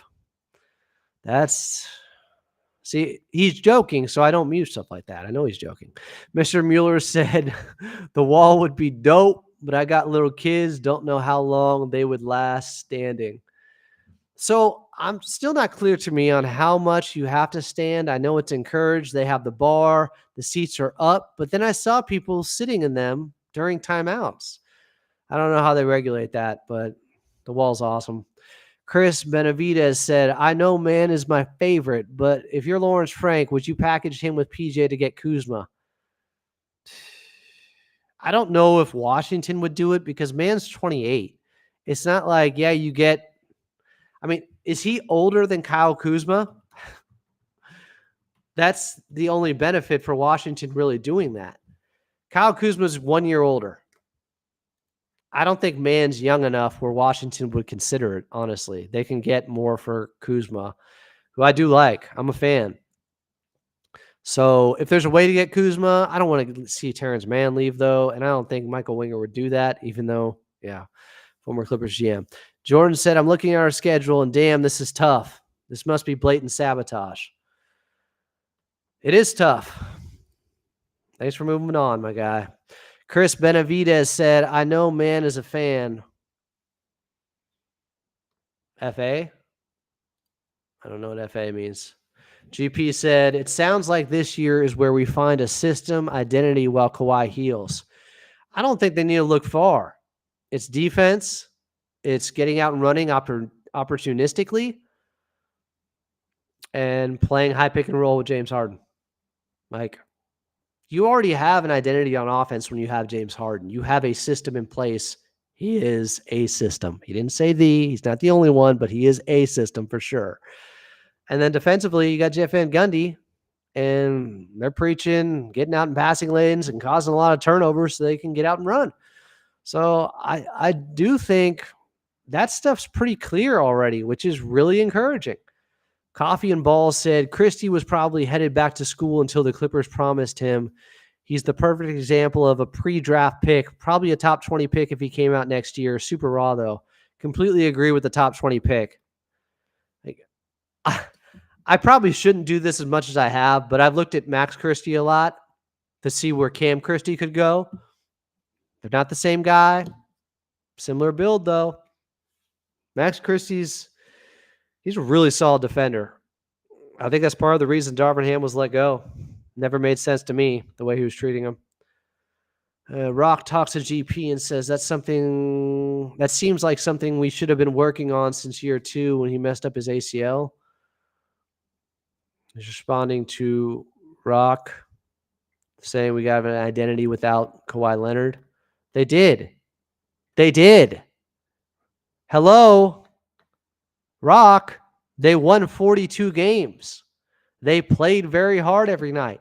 To act like this team hasn't had a level of success without their stars is bold. They went 42-40.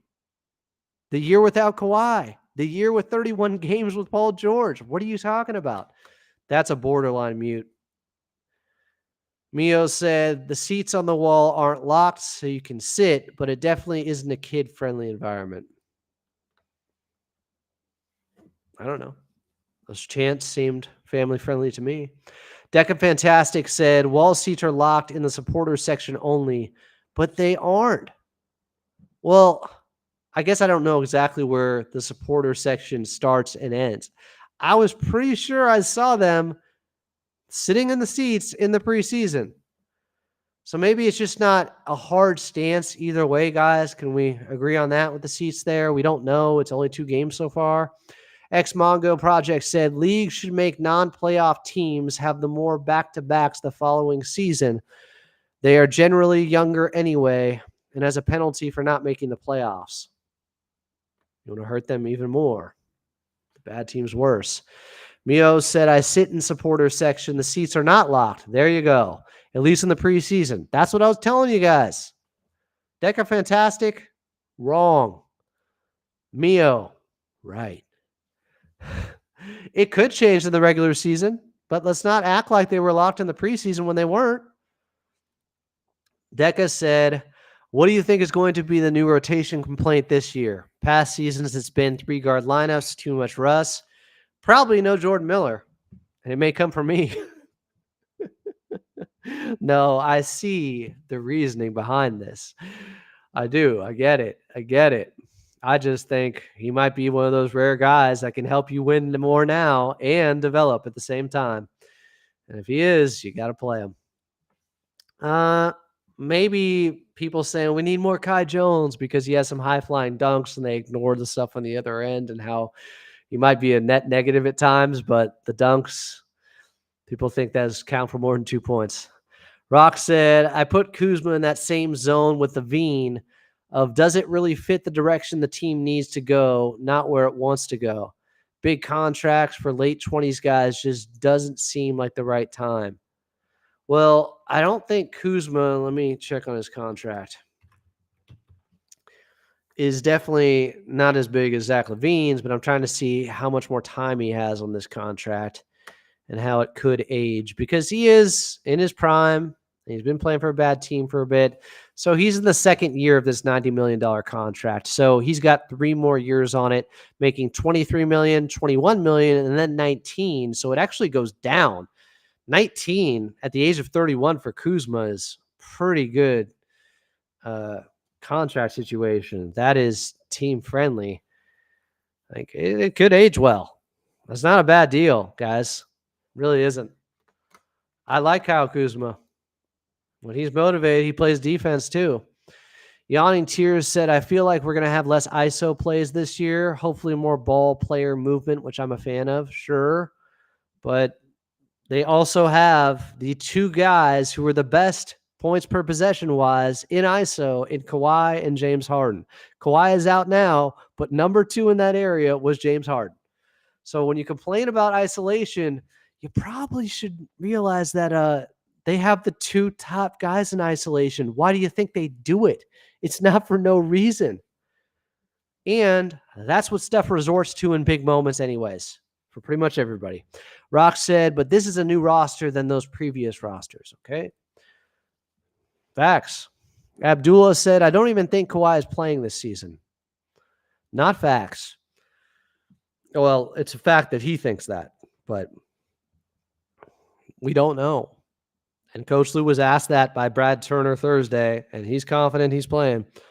Chris Benavides said, I know Man is a fan favorite, but if you were Lawrence Frank, would you package him with PJ to get Kuzma? Are you asking the same thing again? I just answered this. If some miracle Kawhi is healthy, that is a legit starting lineup.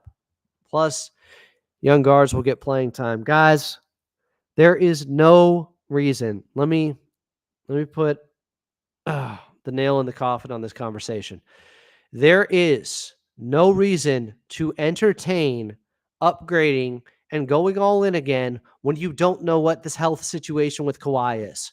Can we stop? You should not be looking to get LaVine or Kyle Kuzma right now. I mean, Kuzma's more reasonable with that contract, depending on what you trade. But you got to see what Kawhi's health situation is. We don't. He's bringing up, oh, this is the starting lineup: Harden, Jones, Kawhi, Kuz, Big Zoo. Great. Kawhi isn't playing currently. We don't know how his knee's going to react when he does start playing again. I don't know if I can emphasize that enough. Some people are still not getting it. Until you know if Kawhi can continue to play basketball and has sustainable, high-level play left in him, you shouldn't be making a move where you're giving up assets again. They hardly have any left. What are you thinking? Rock said, by default, I mean, the team has been trying to find their identity each season since the ACL. It's just part of the process with how things have gone. Again, they went 42-40 without Kawhi, without Paul George. I understand when you're missing guys, it makes you have to find a new identity, but Coach Lou got the most out of him. I'm not super worried about it. I mean, I'm worried about it, them not winning as much, which they won't without stars, but I don't think they'll be completely rudderless out there. They won 42 games with Kawhi out all year. Deca Fantastic said, the biggest question for me still, oh, you're not going to admit about the seats? Not going to talk about that? Huh. Oh, God. Oh, God. This is a mute. This is, okay, here's a great example of a mute, guys. This is an all-time muter. This may be a troll. Bird for Life all day said, Adam, is there a way to get Larry Markkinen? He lights us up every time. I think he is a star. Do you think? Is that why he just got paid and can't be traded all year? And the Clippers have nowhere near the assets it would take to get him anyway? Mute. It just doesn't help anybody, guys. Stuff like this. It doesn't help anybody. It's just the epitome of casual talk, and it's not productive here. Deca Fantastic said the biggest question for me still through the preseason is the second unit scoring. A lot hanging on KPJ being good. Could see Bones, Jordan Miller emerge early to fill that. You're missing something here, Deca. Just like you did not admitting that the seats can't go down at the wall. You're missing something. Norman Powell is going to be staggered a ton with the second unit. We already know that. When you talk about the second unit, guys, you're always saying like there's this 5-man line shift that it's totally different. Some of the guys from the first unit will be playing with the second unit. Coffee and Balls said more Norman Powell propaganda, 20 points per game when playing over 30 minutes a game in his career. That's 151 game sample size. He's at 20 points per game whenever he plays over 30 minutes per game. I like it. This is high-level stuff. Coffee and Ball, you cleanse the palate after the worst question we got tonight, maybe. GP said about marketing, I much prefer this roster than what we were doing with PG. Besides the KPJ signing, the offense will suffer, but I like pairing Kawhi with Harden and youth plus defense. Yeah. Get healthy, Kawhi. Mark Jag said Jonathan Isaac fits better than Kuzma. They're not getting him. They're not getting him, Mark. Are you the guy that always brings up Jonathan Isaac? He's also extremely injury prone. Mute. We got to learn. Harden, GP says Harden has underrated defense. True. He has great hands. True. I think he just spends most of his energy on offense. All true. Anthony Armstrong said, when will we have an answer on KPJ will be if he's suspended or not? Let me call Adam Silver. Hold on. Yeah, Adam, this is Adam. Huh. You're wondering why I'm calling? Well, I mean, I just had somebody come on Clippers Talk and demand that we get an answer on KPJ, whether or not he'll be suspended. Oh, you don't know either yet because there's an investigation going on. It's not your own personal one, but I'm sure it'll head to your desk at some point.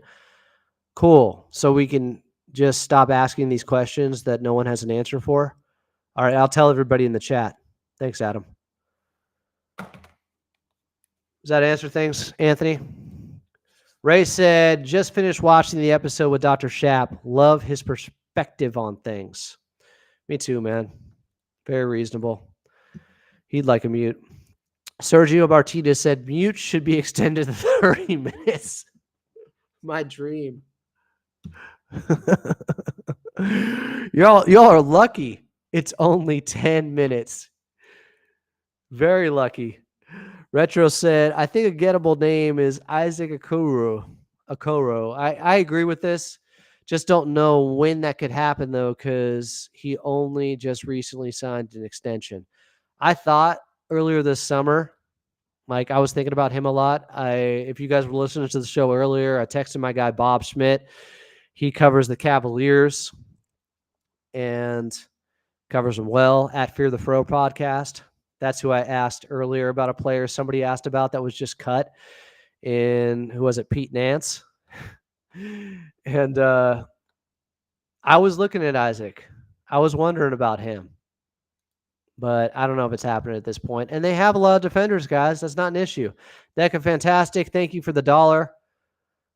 I mean, we are over 2 hours here. I don't know how much longer I can do this.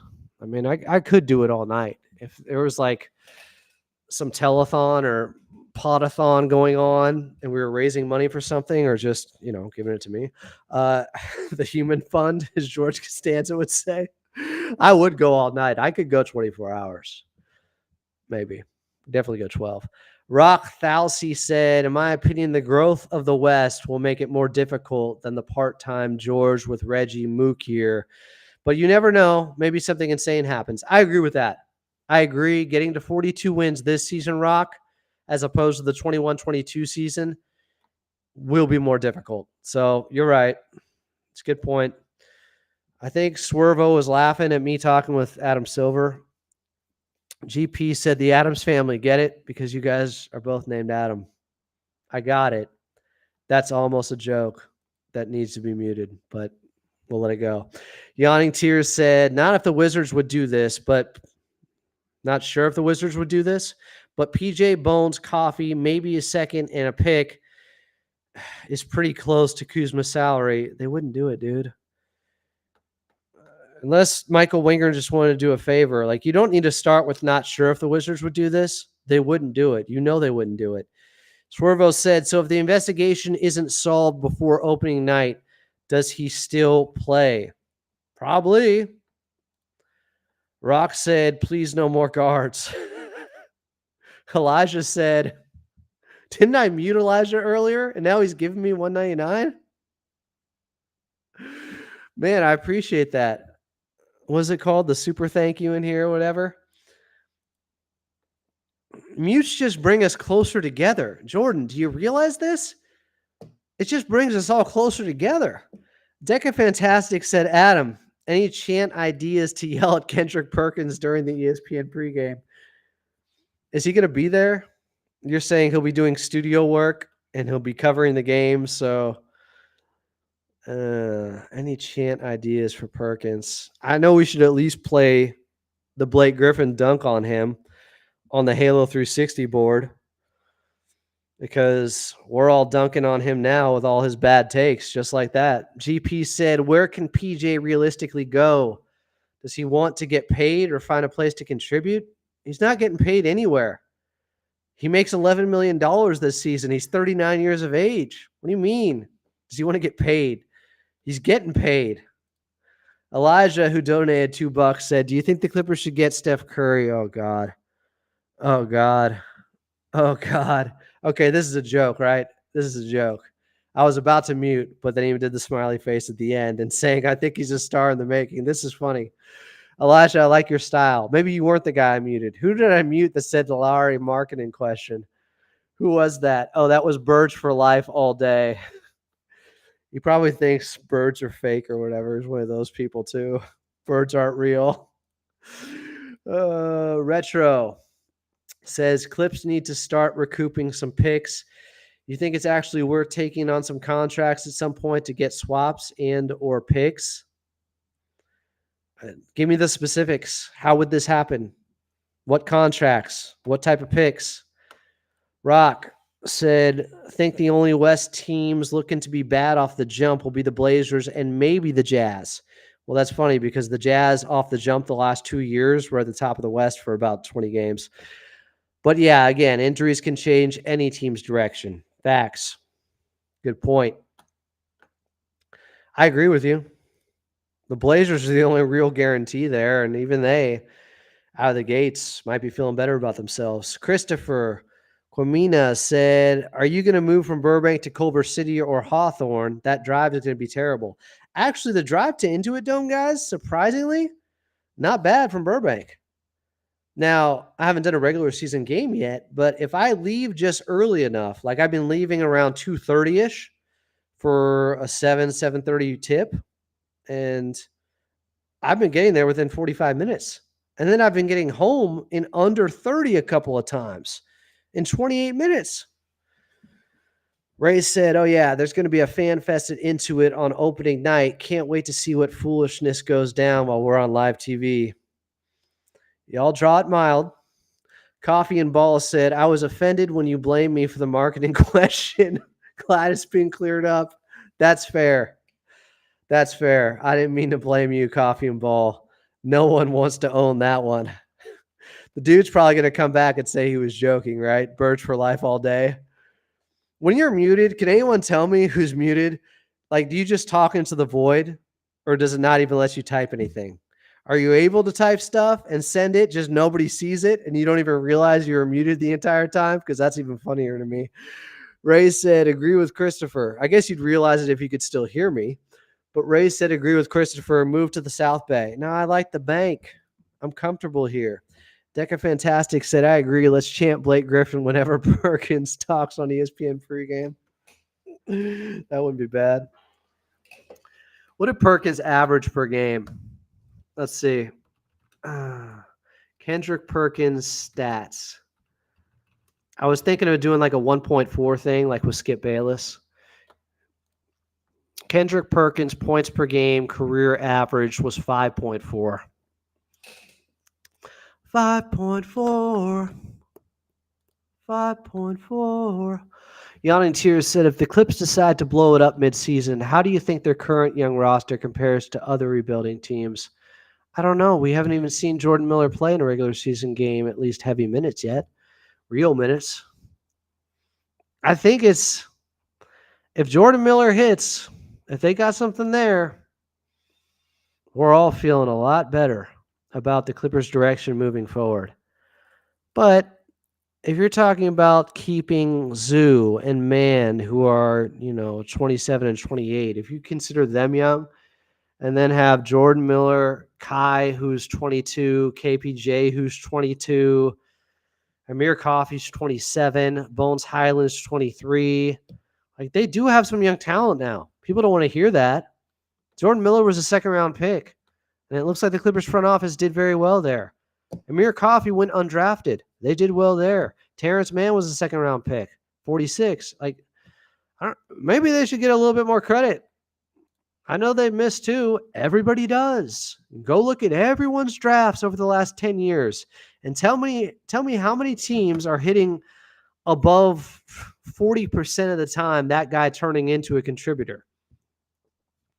Yawning Tears said, if the Clips decide to blow it up midseason, Adam, you just read it. Is that the sign of getting tired? Elijah said, did the Clippers end up getting all the jerseys from every high school in California? I don't know. I know when I visited, there were still 7 that they were looking for, and that was during the tour we got with Clips and Dip. So that was probably July-ish. I don't know if it's complete yet. Gotta catch them all. You're my best friend. Christopher Quamina said, is there any world where you get the job as color commentator with Brian Seaman? I don't think so, but I appreciate the love. That would be my dream.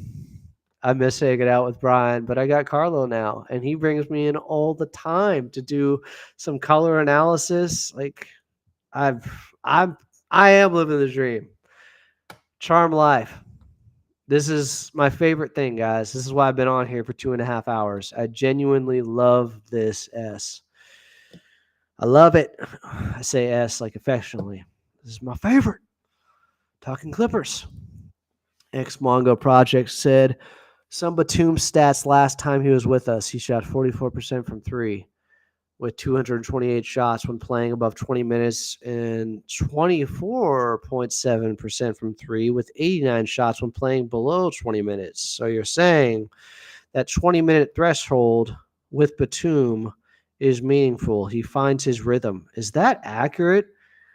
I'd like to know. Could somebody double source that? Because that's a really good stat if that's the case. Carlo and I may use that on Wednesday. Sergio Martinez said, like a month ago, they were only missing 2 jerseys. Oh, I didn't know. So they went from 7 to 2. I'll try to find out for you. Deca Fantastic said, I love that, by the way. It gives the radio broadcast more juice, especially at the end of games. Sky Jones. Guys, we did nail the Sky Jones call. And I'm glad you guys enjoy it. I'm glad Carlo is nice enough to bring me on. We are trying to do something special, especially with all the video now we have. Obviously, he's been on the social media with TikTok. He's a star already. I'm trying to do more of the long form stuff. Can you tell? 2 hours, 32 minutes. Rock said, I don't know. I think you were lucking out with the preseason traffic. Maybe, but I'm thinking 2:30-ish. I leave around there. It's kind of a sweet spot. Who's leaving work yet at 2:30? Who are these bums? X-Mongo Project said that was during his last full season with us. So the 22-23 season. These numbers again with Batum. Over 20 minutes, he's shooting almost 45% from 3. Under 20 minutes, he's shooting almost under 25% from 3, or not almost. That is quite the variance. If that's real, that is really interesting. Yeah. More Batum the better, obviously. It's just he's 36 or about to be. So you wonder, how much can he play? How long can the minutes go? Where's that law of diminishing returns where he gets worn out and can't play at a high level?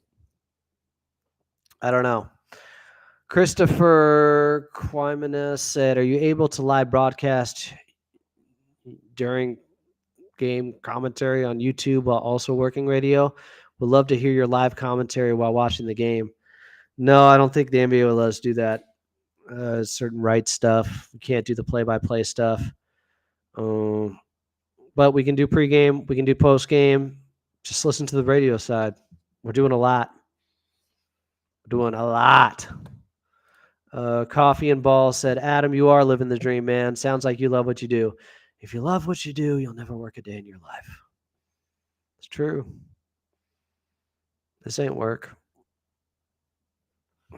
I've been lucky in that way. If you love what you do, you won't mute anyone in the chat. Okay, guess that doesn't hold up. All right, I've been here for too long.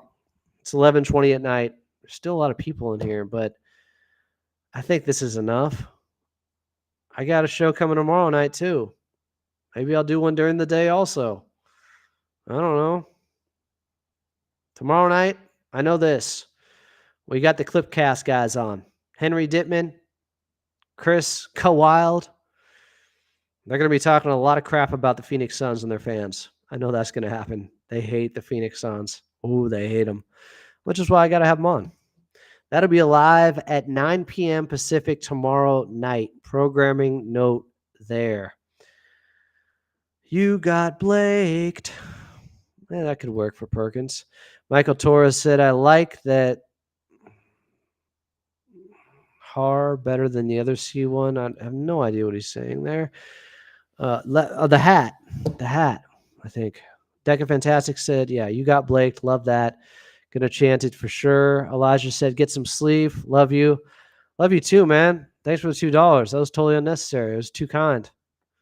I love everybody in here, even Jordan, who should love me. I mean, I gave him the apology he was looking for the entire time. This is like the second time I've done it. Ray said, peace out, you scholar and gentlemen. Oh, Captain, my Captain. Coffee and Balls said, get something to eat, man. Go Clippers. Don't twist my arm there. Ray said, congratulate Chris on that new Target commercial. Ooh, it's on all the time. You're right. I just saw that too. Maybe we'll play it in here. Chris Wild, Henry Dittman tomorrow night starting at 9 p.m. Pacific time with the Clippers Live, Clippers Talk Live this time. You guys can interact with the guys from Clipcast here as well. It's going to be a really fun show, I think. We developed a little bit of chemistry, I think, the first time out here. It's a long time coming. I don't know why I waited so long. Anyways, this has been too long. 2 hours, 36 minutes, going on 2:37. We have been here on a Clippers Talk Live. I'm Adam Moslin. Appreciate you all. Very excited for this week. Ton of content for you. And hey, my content pales in comparison to having actual Clippers basketball at Intuit Dome Wednesday night. Clippers and Phoenix Suns. Pregame at 6 on your